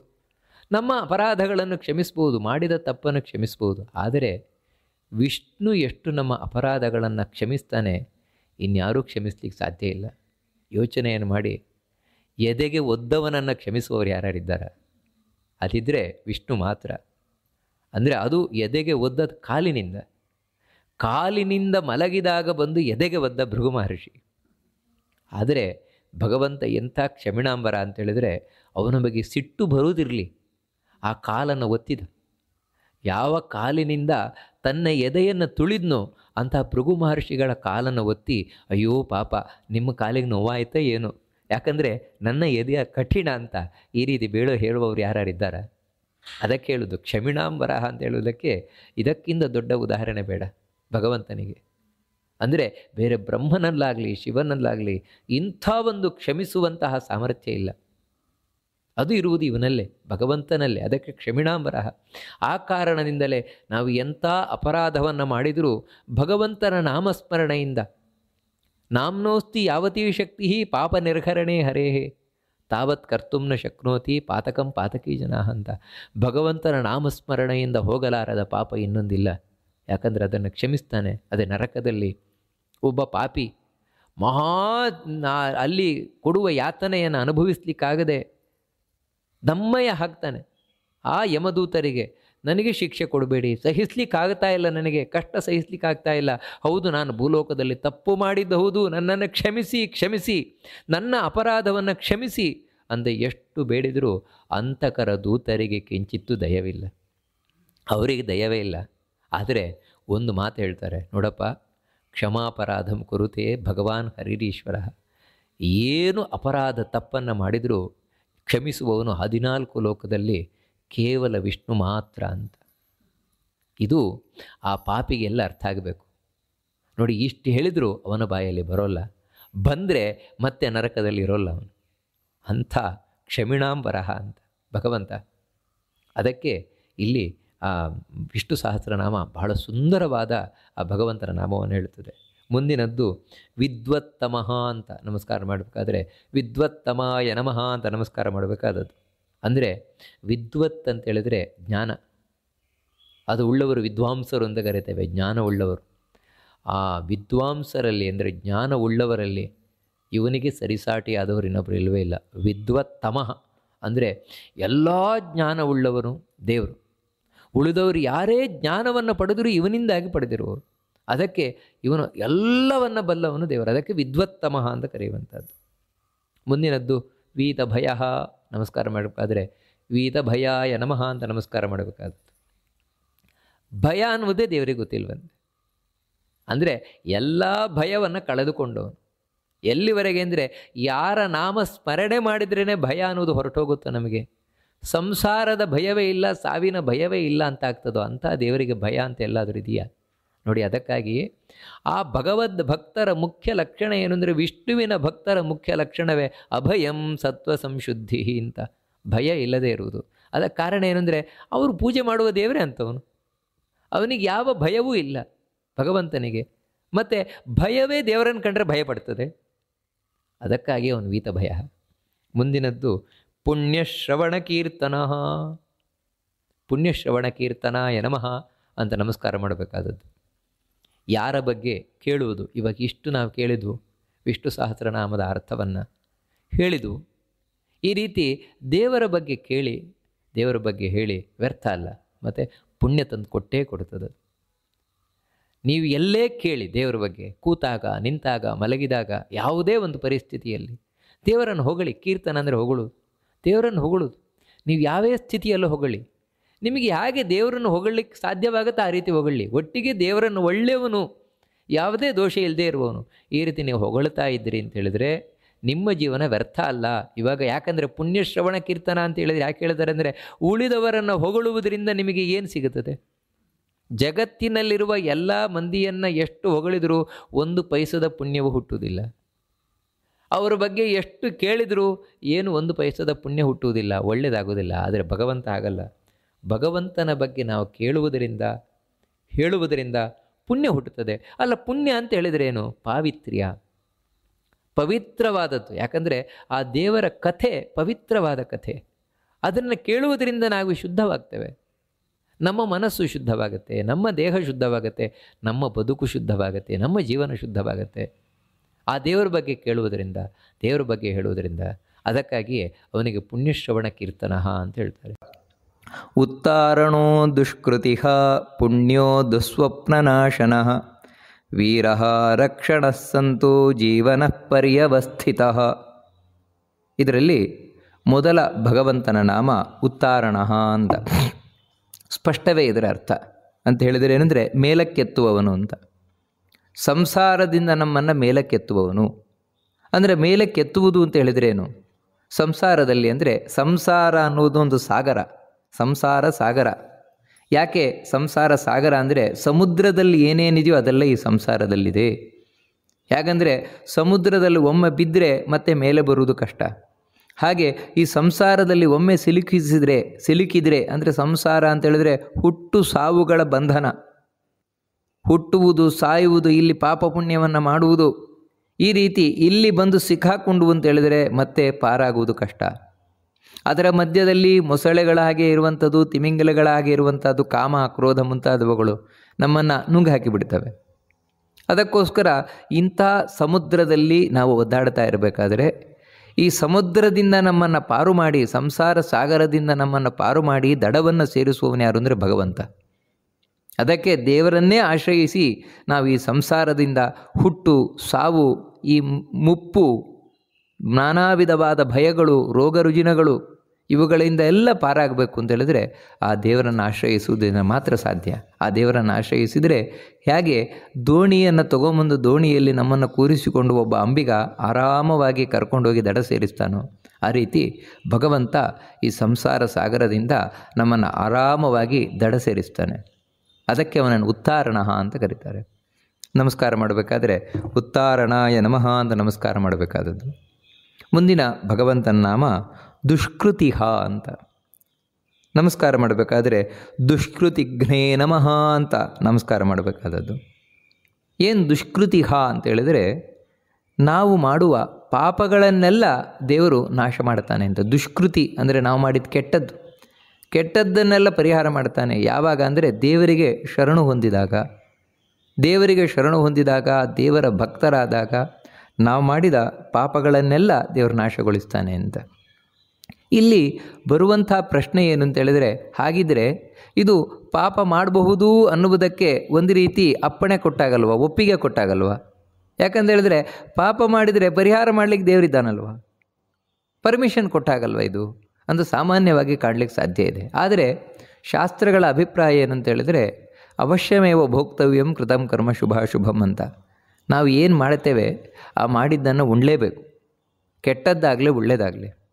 ಅದಕ್ಕೋಸ್ಕರ ನಾನು ಪಾಪ ಮಾಡಿದ್ದೇನೆ ಅಂತ ಹೇಳಿದರೆ ಆ ಪಾಪದ ಫಲವಾಗಿ ನನಗೆ ಜೀವನದಲ್ಲಿ ಕೆಟ್ಟದಾಗೇ ಆಗುತ್ತೆ. ಆದರೆ ಇಲ್ಲಿ ದುಷ್ಕೃತಿಹ ಅಂತ ಹೇಳಿದ್ರೆ ನಮ್ಮ ಪಾಪವನ್ನು ಪರಿಹಾರ ಮಾಡ್ತಾನೆ ಅಂದರೆ, ಪಾಪ ಪರಿಹಾರ ಮಾಡ್ತಾನೆ ಅಂತ ಹೇಳಿದ್ರೆ ಪಾಪ ಹೋಯಿತು ಅಂದರೆ ಕಷ್ಟ ಬರೋಲ್ಲ ಜೀವನದಲ್ಲಿ. ಆ ರೀತಿ ಆಗ್ತದಲ್ವಾ ಅಂತ ಸಾಮಾನ್ಯವಾಗಿ ಪ್ರಶ್ನೆ ಬರಲಿಕ್ಕೆ ಸಾಧ್ಯತೆ ಉಂಟು. ಇದು ಹೀಗೆ ಹೌದು, ನಾವು ಹಿಂದಿನ ಜನ್ಮಗಳಲ್ಲಾಗಲಿ ಈ ಜನ್ಮದಲ್ಲಾಗಲಿ ಪಾಪವನ್ನು ಮಾಡ್ತೇವೆ ಅಂತ ತಿಳ್ಕೊಳ್ಳಿ. ಆ ಪಾಪದ ಫಲವಾಗಿ ನಮಗೆ ಜೀವನದಲ್ಲಿ ಕಷ್ಟ ಬರ್ತದೆ, ಇಲ್ಲ ಅಂತಲ್ಲ. ಆದರೆ ದೇವರನ್ನು ಆಶ್ರಯಿಸಿದರೆ ಏನಾಗತ್ತೆ ಅಂತ ಹೇಳಿದರೆ, ನಮ್ಮ ಪಾಪದ ಫಲವಾಗಿ ನಮಗೆ ಕಷ್ಟ ಬಂದರೂ ಕೂಡ ಆ ಕಷ್ಟದಲ್ಲಿಯೂ ಕೂಡ ದೇವರು ಅದನ್ನು ಎದುರಿಸುವ ತಾಕತ್ತು ಕೊಡ್ತಾನೆ. ಮತ್ತು ಆ ಕಷ್ಟವನ್ನು ಗೆದ್ದು ಜಯಿಸಿ ಬರುವ ತಾಕತ್ತು ಕೊಡ್ತಾನೆ. ಇದು ಮುಖ್ಯವಾಗಿ. ಅದರಿಂದಾಗಿಯೇ ಪುರಂದರದಾಸರು ಬಹಳ ಸುಂದರವಾಗಿ ಹೇಳ್ತಾರೆ, ಬಂದದ್ದೆಲ್ಲ ಬರಲಿ ಅಂತ, ಗೋವಿಂದನ ದಯ ಹೊಂದಿರಲಿ ಅಂತ. ದೇವರೇ ನನಗೇನು ಬರೋದೇ ಬೇಡ ಅಂತ ಹೇಳಲ್ಲ. ಯಾಕಂತ ಹೇಳಿದ್ರೆ ನಾನು ಮಾಡಿದ್ದೇನಲ್ವ ಪಾಪ, ಅದರ ಫಲ ಸಿಗಲೇಬೇಕು, ಅದಕ್ಕೆ ಬಂದದ್ದೆಲ್ಲ ಬರಲಿ. ಆದರೆ ಆ ಕಷ್ಟ ಬಂದಾಗ ಆ ಕಷ್ಟವನ್ನು ಎದುರಿಸುವ ತಾಕತ್ತು ದೇವರು ಕೊಡಬೇಕು. ಅದು ಬಹಳ ಮುಖ್ಯವಾಗಿ ಬರಬೇಕು. ಯಾಕಂದರೆ ಆ ತಾಕತ್ತಿಂದಾಗಿ ನಮಗೆ ಕಷ್ಟ ಆಗದೆ ಹೋಗುತ್ತದೆ. ಸಮುದ್ರದಲ್ಲಿ ಸಿಲುಕುವುದು ದೊಡ್ಡದಲ್ಲ, ಸಮುದ್ರದಲ್ಲಿ ಸಿಲುಕಿದಾಗ ಒಂದು ದೋಣಿ ಬಂತು ಅಂತ ಹೇಳಿದರೆ ಅದು ದೇವರ ಅನುಗ್ರಹ. ಆ ದೋಣಿಯಲ್ಲಿ ಕೂತು ನಾನು ದಾಟಿದೆ ಅಂದರೆ ಅದು ದೇವರ ಅನುಗ್ರಹ. ಸಮುದ್ರದಲ್ಲೇ ಬೀಳಬಾರದು ಅಂತಲ್ಲ, ಯಾಕಂದರೆ ಸಮುದ್ರಕ್ಕೆ ಬಿದ್ದಾಗಿದೆ. ಹಾಗೆಯೇ ಇಲ್ಲೂ ಕೂಡ ಆ ಪಾಪದ ಫಲವನ್ನು ಅನುಭವಿಸಬೇಕಾದರೂ ಕೂಡ ದೇವರು ಅದು ಇವನಿಗೆ ಯಾವುದೇ ನೋವಾಗದಾಗೆ ನೋಡ್ಕೊಳ್ತಾನೆ. ಅಥವಾ ಇನ್ನೊಂದು ದೇವರು ಮಾಡ್ತಾನೆ, ಏನಂದರೆ ಆ ಪಾಪದ ಫಲವಾಗಿ ನಾನು ತುಂಬ ಕಷ್ಟ ಅನುಭವಿಸ್ಲಿಕ್ಕಿತ್ತು, ಅದನ್ನು ಕಡಿಮೆ ಮಾಡ್ತಾನೆ ದೇವರು. ಯಾವ ರೀತಿ, ಒಬ್ಬ ಎದುರಾಳಿ ಬಾಣ ಬಿಟ್ಟಿದ್ದಾನೆ, ಆ ಬಾಣ ಬಂದು ನನಗೆ ಚುಚ್ಚಿಕೊಳ್ತು ಅಂದರೆ ನಾನು ಸತ್ತೇ ಹೋಗ್ತೇನೆ. ಆಗ ಮಧ್ಯದಲ್ಲಿ ಯಾರೋ ಒಬ್ಬ ಒಂದು ಮರದ ತುಂಡನ್ನು ಹಿಡಿದ. ಅವಾಗೇನೆಂದರೆ ಆ ಬಾಣ ಬಂತು, ಬಹಳ ವೇಗವಾಗಿ ಬಂದದ್ದು ಆ ಮರದ ತುಂಡಿಗೆ ತಾಕಿ ಅದನ್ನು ಸೀಳಿಕೊಂಡು ಬರಬೇಕಾದ್ರೆ ಅದರ ವೇಗ ಕಮ್ಮಿಯಾಗಿತ್ತು ಬಾಣಂತು. ಅದರಿಂದಾಗಿ ಇವನಿಗೆ ಚುಚ್ಚಿ ಗಾಯ ಮಾಡಿ ಕೆಳಗೆ ಬಿತ್ತೇ ಹೊರತು ಇವನನ್ನು ಸೀಳಿಕೊಂಡು ಹೋಗಲಿಲ್ಲ. ಹಾಗೆ ದೇವರನ್ನು ನಂಬಿದರೆ ನಮಗೆ ಪಾಪದಿಂದ ಬರಬಹುದಾದ ಕಷ್ಟಗಳನ್ನು ಕಡಿಮೆ ಮಾಡ್ತಾನೆ. ಜೀವವೇ ಹೋಗಬೇಕಾದದ್ದು ಕಾಲು ತುಂಡಾಗಿ ಹೋಯ್ತಷ್ಟೆ, ಆ ರೀತಿ ಆಗ್ತದಷ್ಟೆ. ಅದಕ್ಕೆ ದುಷ್ಕೃತಿಹ ಅಂತ ಹೇಳ್ತಾರೆ. ಅಥವಾ ಇನ್ನೊಂದೇನೆಂದರೆ, ಯಾರು ದುಷ್ಟರಿದ್ದಾರೆ ದುಷ್ಟರನ್ನು ನಾಶ ಮಾಡುವವನು ಅಂತಲೇ ಇದಕ್ಕರ್ಥ. ಮುಂದಿನದ್ದು ಪುಣ್ಯ ಅಂತ ನಮಸ್ಕಾರ ಮಾಡಬೇಕಾದ್ರೆ ಪುಣ್ಯಾಯ ನಮಃ ಅಂತ ನಮಸ್ಕಾರ ಮಾಡಬೇಕಾದದ್ದು. ವಾಸ್ತವಿಕವಾಗಿ ಪುಣ್ಯ ಅಂತ ಹೇಳಿದ್ರೇನು? ಪಾಪ ಪುಣ್ಯ ಅಂತ ನಾವು ಕೇಳಿದ್ದೇವೆ. ಪುಣ್ಯ ಅಂತ ಹೇಳಿದ್ರೇನು? ಪುಣ್ಯ ಅಂತ ಹೇಳಿದ್ರೇ ಪವಿತ್ರ ಅಂತ. ಯಾವುದು ನಮ್ಮನ್ನು ಪವಿತ್ರಗೊಳಿಸ್ತದೋ ಅದನ್ನು ಪುಣ್ಯ ಅಂತ ಕರೆಯುವಂಥದ್ದು. ಪಾಪ ಅಂತ ಹೇಳಿದರೆ ಯಾವುದು ನಮ್ಮನ್ನು ಅಪವಿತ್ರಗೊಳಿಸ್ತದೋ, ಗಲೀಜುಗೊಳಿಸ್ತದೋ, ಅಂದರೆ ಗಲೀಜು ಮಾಡುವುದು ಪಾಪ, ನಮ್ಮನ್ನು ಕ್ಲೀನ್ ಶುದ್ಧ ಮಾಡುವುದು ಪುಣ್ಯ. ಅದಕ್ಕೆ ಅದನ್ನು ಪುಣ್ಯಕರ್ಮ, ಶುದ್ಧಗೊಳಿಸುವ ಕರ್ಮ ಅದು. ಯಾಕಂತ ಹೇಳಿದ್ರೆ ಆ ಪುಣ್ಯ ಕರ್ಮದಲ್ಲಿ ದೇವರು ಪುಣ್ಯ ಎಂಬ ಹೆಸರಿನಿಂದಲೇ ಕೂತಿರ್ತಾನೆ. ಅದರಿಂದಾಗಿ ಪುಣ್ಯಕರ್ಮ ಯಾವುದು ಅಂತ ಹೇಳಿದರೆ, ಯಾವ ಕರ್ಮದಲ್ಲಿ ದೇವರು ಕೂತಿದ್ದಾನೋ ಅದು ಪುಣ್ಯಕರ್ಮ, ಯಾವ ಕರ್ಮದಲ್ಲಿ ದೇವರು ಕೂತಿಲ್ವೋ ಅದು ಪಾಪಕರ್ಮ. ಪ್ರತಿಯೊಂದು ಕೂಡ ಅಷ್ಟೇ. ಇವಾಗ ಕೊಲ್ಲುವುದು ಒಂದು ಪುಣ್ಯಕರ್ಮ ಆಗ್ಬೋದು, ಯಾವಾಗ ಅಂದರೆ ದೇವರು ಕೂತಾಗ. ಭಗವದ್ಗೀತೆಯಲ್ಲಿ ಕೃಷ್ಣ ಅದೇ ಅಲ್ವ ಅರ್ಜುನನಿಗೆ ಹೇಳಿದ್ದು, ಕೊಲ್ಲು ಎದುರಾಳಿಗಳನ್ನು ಅಂತ. ಕೌರವಾದಿಗಳನ್ನು ಕೊಲ್ಲುವುದರಿಂದ ನಿನಗೆ ಪುಣ್ಯ ಬರ್ತದೆ ಅಂತ. ಅಲ್ಲ, ಕೊಲ್ಲುವುದು ಒಂದು ಪುಣ್ಯ ಕಾರ್ಯ ಆಗ್ತದಾ? ಹೌದು, ದುಷ್ಟರನ್ನು ಕೊಲ್ಲುವುದು ಪುಣ್ಯ ಕಾರ್ಯ. ಯಾಕಂದರೆ ದೇವರಲ್ಲಿ ಕೂತಿರ್ತಾನೆ.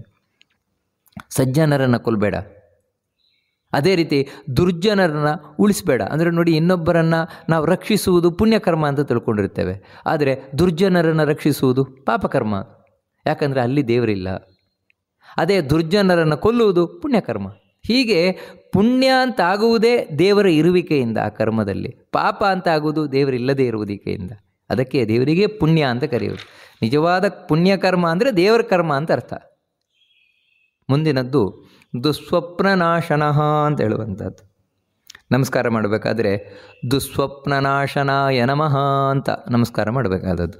ಅಂದರೆ ಕೆಟ್ಟ ಸ್ವಪ್ನ ಬೀಳದಾಗೆ ದೇವರು ಮಾಡ್ತಾನಂತೆ, ಕೆಟ್ಟ ಸ್ವಪ್ನದ ಫಲಿಸದಂತೆ ದೇವರು ಮಾಡ್ತಾನಂತೆ. ಅಂದರೆ ಶಾಸ್ತ್ರಗಳು ಏನು ಹೇಳ್ತದೆ ಅಂದರೆ, ಮನುಷ್ಯನಿಗೆ ಬೀಳುವ ಕನಸುಗಳು ಅದು ಸುಮ್ಮನೆ ಅಲ್ಲ, ಅದರ ಹಿಂದೆ ಅನೇಕ ಕಾರಣಗಳಿದೆ ಅಂತ ಹೇಳ್ತಾರೆ ಶಾಸ್ತ್ರಕಾರರು. ಒಂದೇನು ಅಂತ ಹೇಳಿದರೆ, ಕೆಲವೊಂದು ನಿಜ ಜೀವನದಲ್ಲಿ ಇವನು ಅನುಭವಿಸಬೇಕಾಗಿರ್ತದೆ. ಅದನ್ನು ದೇವರು ಏನು ಮಾಡ್ತಾನೆ ಅಂದರೆ ಕನಸಿನಲ್ಲಿ ತೋರಿಸಿ ಮುಗಿಸಿಬಿಡ್ತಾನೆ. ನಿಜ ಜೀವನದಲ್ಲಿ ಅನುಭವಿಸಬೇಕಾದದ್ದನ್ನು ಕನಸಿನಲ್ಲಿ ತೋರಿಸಿ ಮುಗಿಸ್ತಾನೆ. ಇನ್ನು ಕೆಲವು ಇವನ ಜೀವನದಲ್ಲಿ ಮುಂದೆ ಆಗಲಿಕ್ಕಿರುವ ಘಟನೆ, ಅದರ ಸೂಚನೆಯನ್ನು ದೇವರು ಕೊಡ್ತಾನೆ ಕನಸಿನಲ್ಲಿ. ಅಂದರೆ ಮುಂದೆ ಈ ರೀತಿ ಆಗಬಹುದು, ನಿನಗೆ ಆಗುತ್ತದೆ ಅನ್ನುವುದರ ಸೂಚನೆಯನ್ನು ಕೂಡ ದೇವರು ಕನಸಿನಲ್ಲಿ ಕೊಡ್ತಾನೆ. ಆದರೆ ಸಾಮಾನ್ಯ ಇದು ಯಾವ ಕನಸು ಅಂತೇಳಿದರೆ, ಬೆಳಗಿನ ಜಾವದಲ್ಲಿ ಬೀಳುವ ಕನಸು. ಅಂದರೆ ಬೆಳಗಿನ ಜಾವ ಅಂದರೆ ಇವನು 10 ಗಂಟೆವರೆಗೆ ಮಲ್ಕೊಂಡಿದ್ದಾನೆ ಬೆಳಗ್ಗೆ ಅಂತೇಳಿದರೆ ಅವಾಗ ಬೀಳುವ ಕನಸುಗಳು ಹೇಳೋಲ್ಲ. ಮತ್ತು ಬೆಳಗಿನ ಜಾವ ಅಂದರೆ ಬ್ರಾಹ್ಮಿ ಮುಹೂರ್ತದಲ್ಲಿ, ಇವಾಗ 3 ಗಂಟೆಯಿಂದ ಒಂದು 6 ಗಂಟೆಯ ಒಳಗೆ ಏನು ಕನಸು ಬೀಳುತ್ತದೆ, ಸಾಮಾನ್ಯವಾಗಿ ಈ ಕನಸು ಮುಂದೆ ಇವನಿಗೇನಾಗಲಿಕ್ಕಿದೆ ಅದರ ಸೂಚನೆ ಇರಬಹುದು. ನಿನ್ನ ಭವಿಷ್ಯದಲ್ಲಿ ಈ ರೀತಿ ಆಗತ್ತೆ ಅನ್ನುವುದರ ಸೂಚನೆ ಇರಬಹುದು, ಅಥವಾ ಮುಂದೆ ನೀನಿದನ್ನು ಮಾಡು ಅನ್ನುವುದರ ಸೂಚನೆ ಇರಬಹುದು, ಅಥವಾ ಅವನಿಗೆ ಏನು ದೇವರ ಅನುಗ್ರಹದ ಸೂಚನೆಯೂ ಕೂಡ ಇರಬಹುದು. ಈ ರೀತಿ ಅನೇಕ ಕಾರಣಗಳಿರ್ತದೆ. ಅದರಲ್ಲಿ ಒಂದೊಮ್ಮೆ ನನ್ನ ಜೀವನದಲ್ಲಿ ನನಗೆ ಕೆಡುಕಾಗುವುದಿದ್ದರೆ ಅಂಥ ಕನಸುಗಳು ಬೀಳ್ತದೆ, ಕೆಟ್ಟ ಕನಸುಗಳು. ಅದು ಬಿದ್ದಾಗ ತುಂಬ ಹೆದರಿ ಹೋಗ್ತಾನೆ, ಏನಾಗುತ್ತೋ ಏನೋ ಅಂತ. ಆ ಸಂದರ್ಭದಲ್ಲಿ ನಾವು ದೇವರನ್ನು ನೆನಪು ಮಾಡಿಕೊಂಡ್ರೆ, ದೇವರ ಸ್ಮರಣೆ ಮಾಡಿದರೆ, ದೇವರ ಧ್ಯಾನ ಮಾಡಿದರೆ, ಒಂದೊಮ್ಮೆ ನಮ್ಮ ಜೀವನದಲ್ಲಿ ಆ ಕೆಟ್ಟ ಕನಸು ಕಂಡಾಗ ಏನಾಯಿತು ಆ ರೀತಿ ದುರ್ಘಟನೆಗಳು ನಡೆಯುವುದಿದ್ದರೆ ಪರಿಹಾರ ಆಗುತ್ತೆ. ಯಾಕಂದರೆ ದುಸ್ವಪ್ನ ನಾಶನವನು. ಅಥವಾ ಕೆಲವೊಂದು ಇಂಥ ಕೆಟ್ಟ ಕನಸುಗಳು ಕಾಣಲೇಬಾರದು. ಯಾಕಂದರೆ ಕೆಲವೊಂದು ತುಂಬ ಕೆಟ್ಟ ಕನಸು, ನಮಗೆ ಬಹಳ ಬೇಕಾದವರು, ಅವರಿಗೆ ಯಾರೋ ಚಾಕು ಹಾಕಿದಾಗೆ, ಅವರನ್ನು ಯಾರೋ ಕೊಂದಾಗೆ, ಇಂಥ ಕನಸುಗಳೆಲ್ಲ ಬೀಳ್ತದೆ. ಅದನ್ನು ಎಣಿಸಿಯೇ ನಮಗೆ 4 ದಿನ ಮತ್ತೆ ನಿದ್ರೆ ಬರೋಲ್ಲ. ಅಂಥ ಕೆಟ್ಟ ಸ್ವಪ್ನಗಳು ಬರದ ಹಾಗೆ ದೇವರು ಮಾಡ್ತಾನಂತೆ. ಅದಕ್ಕೆ ದುಸ್ವಪ್ನ ನಾಶನ ಅಂತ ದೇವರಿಗೆ ಹೇಳ್ತಾರೆ. ಅದನ್ನ ಸ್ವಪ್ನ ತೋರಿಸುವವನವನೇ, ಆದರೆ ಭಕ್ತರಿಗೆ ದೇವರು ಆ ರೀತಿ ತೋರಿಸ್ಲಿಕ್ಕೆ ಹೋಗೋಲ್ಲ ಅಂತ ಹೇಳ್ತಾರೆ. ಮುಂದಿನದ್ದು ವೀರಹ ಅಂತ ಹೇಳ್ತಾರೆ. ನಮಸ್ಕಾರ ಮಾಡಬೇಕಾದ್ರೆ ವೀರಘ್ನೇ ನಮಃ ಅಂತ ನಮಸ್ಕಾರ ಮಾಡಬೇಕಾದದ್ದು. ಈಗಾಗಲೇ ಒಂದು ಸಲ ಬಂದಿದೆ ಇದು. ಇಲ್ಲಿ ಮತ್ತೆ ನೋಡೋದಾದರೆ ವೀರರು ಅಂತ ಹೇಳಿದ್ರೆ ಯಾರು ಅತ್ಯಂತ ಬಲಶಾಲಿಗಳಿದ್ದಾರೋ ಅಂಥವ್ರು, ಅವರನ್ನು ಕೊಲ್ತಾನೆ ಅಂತ. ಬಲಶಾಲಿಗಳನ್ನು ಕೊಲ್ತಾನೆ. ಎಂತಹ ಬಲಶಾಲಿಗಳು ಅಂದರೆ ಯಾರು ಬಲವನ್ನು ಅಧರ್ಮಕ್ಕೆ ಉಪಯೋಗ ಮಾಡ್ತಾ ಇದ್ದಾರೋ, ಅಂದರೆ ದುಷ್ಟರಾದ ಬಲಿಷ್ಠರನ್ನು ದೇವರು ನಾಶ ಮಾಡ್ತಾನೆ. ಅಲ್ಲ, ವಾಸ್ತವಿಕವಾಗಿದ್ದಾರೆ. ಅವಾಗ ಹಿರಣ್ಯಕಶಿಪು ಮುಂತಾದವರು ಲಕ್ಷ ವರ್ಷ ಇದ್ರಲ್ವ, ದುಷ್ಟರು ಕೂಡ ಇದ್ರಲ್ವ ಅನೇಕ ವರ್ಷಗಳ ಕಾಲ. ಅವರನ್ನು ಯಾಕೆ ದೇವರು ನಾಶ ಮಾಡಲಿಲ್ಲ? ಇವತ್ತು ಕೂಡ ನಾವು ನೋಡ್ತೇವಲ್ವ, ಎಷ್ಟು ಮಂದಿ ಇವತ್ತು ದುಷ್ಟತನದಲ್ಲಿ ಮೆರಿತಾ ಇದ್ದಾರೆ. ದೇವರು ಸುಮ್ಮನೆ ಕೂತ್ಕೊಂಡಿದ್ದಾನಲ್ವ. ದುಷ್ಟರನ್ನು ನಾಶ ಮಾಡ್ತಾನೆ ಅಂತ ಹೇಳಿದರೆ ಬರಬೇಕಿತ್ತಲ್ವ ದೇವರು. ಸಾಮಾನ್ಯವಾಗಿ ನಮಗೆ ಕಾಣಲಿಕ್ಕೆ ಸಾಧ್ಯ ಇದೆ. ನೋಡಿ, ಇಲ್ಲಿ ನಾವು ತಿಳ್ಕೊಳ್ಬೇಕಾದದ್ದು ಏನಂತ ಹೇಳಿದ್ರೆ, ದೇವರು ಒಬ್ಬ ದುಷ್ಟ ಬಂದ ಅಂತ ಹೇಳಿದ ಕೂಡಲೇ ಅವನನ್ನು ನಾಶ ಮಾಡ್ತಾ ಇದ್ದಾನೆ ಅಂತ ಹೇಳಿದರೆ ದುಷ್ಟರ ಮೇಲೆ ದೇವರಿಗೆ ದ್ವೇಷ ಅಂತ ಹೇಳಿದಾಗುತ್ತೆ. ಯಾವತ್ತೂ ದೇವರು ಯಾರ ಬಗ್ಗೆನೂ ದ್ವೇಷ ತೋರಿಸೋಲ್ಲ. ದೇವರು ನ್ಯಾಯಾಧೀಶ ಇದ್ದಾಗೆ. ನ್ಯಾಯಾಧೀಶ ಒಬ್ಬ ಕಳ್ಳತನ ಮಾಡ್ತಾ ಇದ್ದಾನೆ ಅಂತ ಹೇಳಿದ ಕೂಡಲೇ ಶಿಕ್ಷೆ ಕೊಡೋಲ್ಲ. ಮತ್ತು ಕಳ್ಳತನ ಮಾಡ್ತಾ ಇದ್ದಾನೆ ಅಂತ ನ್ಯಾಯಾಧೀಶನ ಬಳಿ ಕಂಪ್ಲೇಂಟ್ ಬಂದಾಗ, ಅಲ್ಲಿ ನ್ಯಾಯ ತೀರ್ಮಾನಕ್ಕೆ ಬಂದಾಗ, ಆಗ ಇವನಿಗೆ ಇಂಥ ಶಿಕ್ಷೆಯನ್ನು ಕೊಡಿ ಅಂತ ಹೇಳ್ತಾನೆ. ಅಲ್ಲಿ ತನಕ ನ್ಯಾಯಾಧೀಶ ಏನು ತಲೆ ಹಾಕ್ಲಿಕ್ಕೆ ಹೋಗೋದಿಲ್ಲ. ಹಾಗೆಯೇ ಭಗವಂತ ಇಲ್ಲಿ ಯಾರು ದುಷ್ಟರು ಮಾಡ್ತಾ ಇದ್ದಾರೆ ದುಷ್ಟತನ, ಆ ದುಷ್ಟತನ ಮಾಡಲಿಕ್ಕೆ ಬಿಡ್ತಾನೆ. ಯಾಕಂದರೆ ಅವರ ಕೊಡ ತುಂಬಬೇಕು, ಪಾಪದ ಕೊಡ ತುಂಬಬೇಕು. ಯಾಕಂದರೆ ಪಾಪದ ಕೊಡ ತುಂಬಿತು ಅಂದರೆ ಮತ್ತೆ ಅವರಿಗೆ ಕೊಡುವ ಶಿಕ್ಷೆ ಇದೆಯಲ್ವ, ಅದು ತುಂಬ ಹೆಚ್ಚಿನದ್ದಾಗಿರ್ತದೆ. ಮತ್ತೆ ಮೇಲೆ ಬರಲಿಕ್ಕೆ ಕಷ್ಟ. ಆದರೆ ಚೂರು ಮಾಡಿದಾಗಲೂ ಅವನಿಗೆ ಕೊಡ್ತಾ ಇದ್ದರೆ, ಶಿಕ್ಷೆಯನ್ನು ಕೊಡ್ತಾ ಇದ್ದರೆ 2 ದಿನ ಇರ್ತಾನೆ ಜೈಲಲ್ಲಿ, ಮತ್ತೆ ಬರ್ತಾನೆ, ಬಂದು ಮಾಡೋದು ಮತ್ತೆ ಅದೇ ಕೆಲಸ. ಅದೇ ಅವನು ದೊಡ್ಡ ಅಪರಾಧವನ್ನು ಮಾಡಿ ಒಮ್ಮೆ ಜೈಲು ಸೇರಿದ ಅಂದರೆ ಆ ಮರಣ ಅಂತ ಜೈಲಲ್ಲೇ ಬಿದ್ದುಕೊಳಿತಾ ಇರ್ತಾನೆ. ಆ ರೀತಿ ಆ ದುಷ್ಟರಿಗೆ ಮೊದಲಿಂದಲೂ ದೇವರು ಕೆಟ್ಟದ್ದನ್ನೇ ಮಾಡ್ತಾ ಬರ್ತಾನೆ. ಅದಕ್ಕೆ ಅವ್ರ ಬುದ್ಧಿ ಕೆಡ್ತಾನೆ ಹೋಗ್ತದೆ. ಮತ್ತು ಒಂದು ದಿನ ಸಂಪೂರ್ಣ ನಾಶ ಆಗಿ ಹೋಗ್ತಾರೆ, ಮತ್ತೆ ಮೇಲೆ ಬರದ ಹಾಗೆ ನಾಶ ಆಗಿ ಹೋಗ್ತಾರೆ. ಅದಕ್ಕಾಗಿ ದೇವರು ಮೊದಲೇ ಏನನ್ನು ಮಾಡಲಿಕ್ಕೆ ಹೋಗೋದಿಲ್ಲ ದುಷ್ಟರಿಗೆ.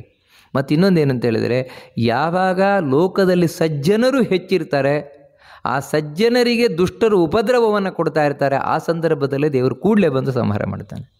ಆದರೆ ಜಗತ್ತಿನಲ್ಲಿರುವ 90 ಮಂದಿ ದುಷ್ಟರೇ ಅಂತಾದಾಗ ಇನ್ನು 10%ಗೋಸ್ಕರ ದೇವರು ಯಾಕೆ ಬರಬೇಕು?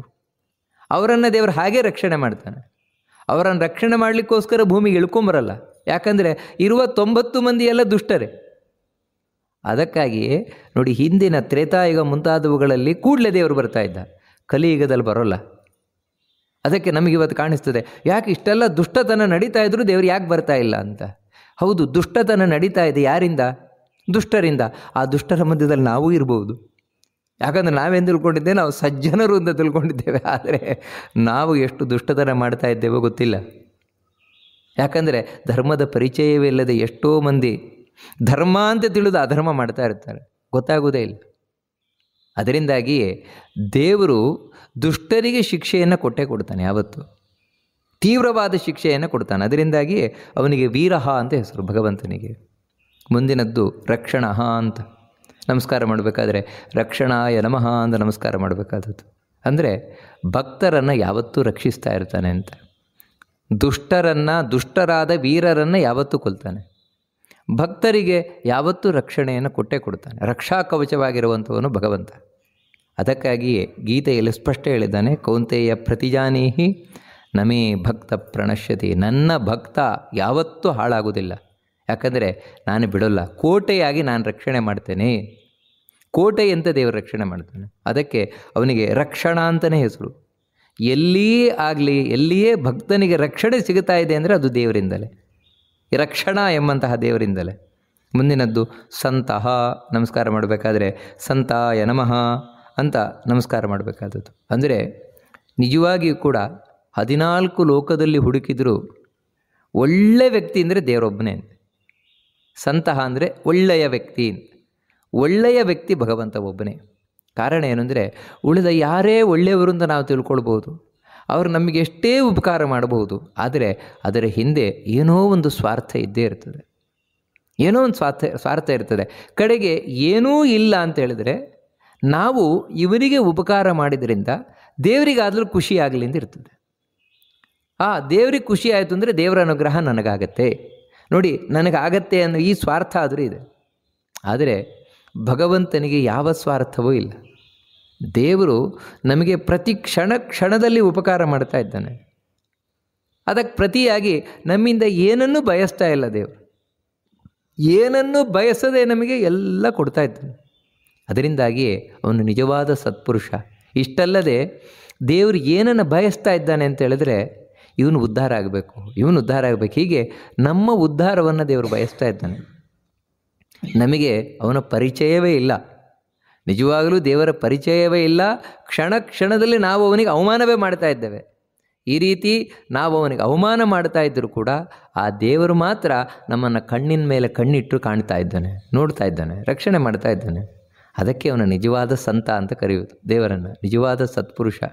ಅಥವಾ ಈ ಜಗತ್ತಿನಲ್ಲಿ ನಾವು ಯಾವ ಸತ್ಪುರುಷರನ್ನು ಕಾಣ್ತೇವೆ ಅವರೊಳಗೆ ಕೂತಿರೋನಿವನೇ.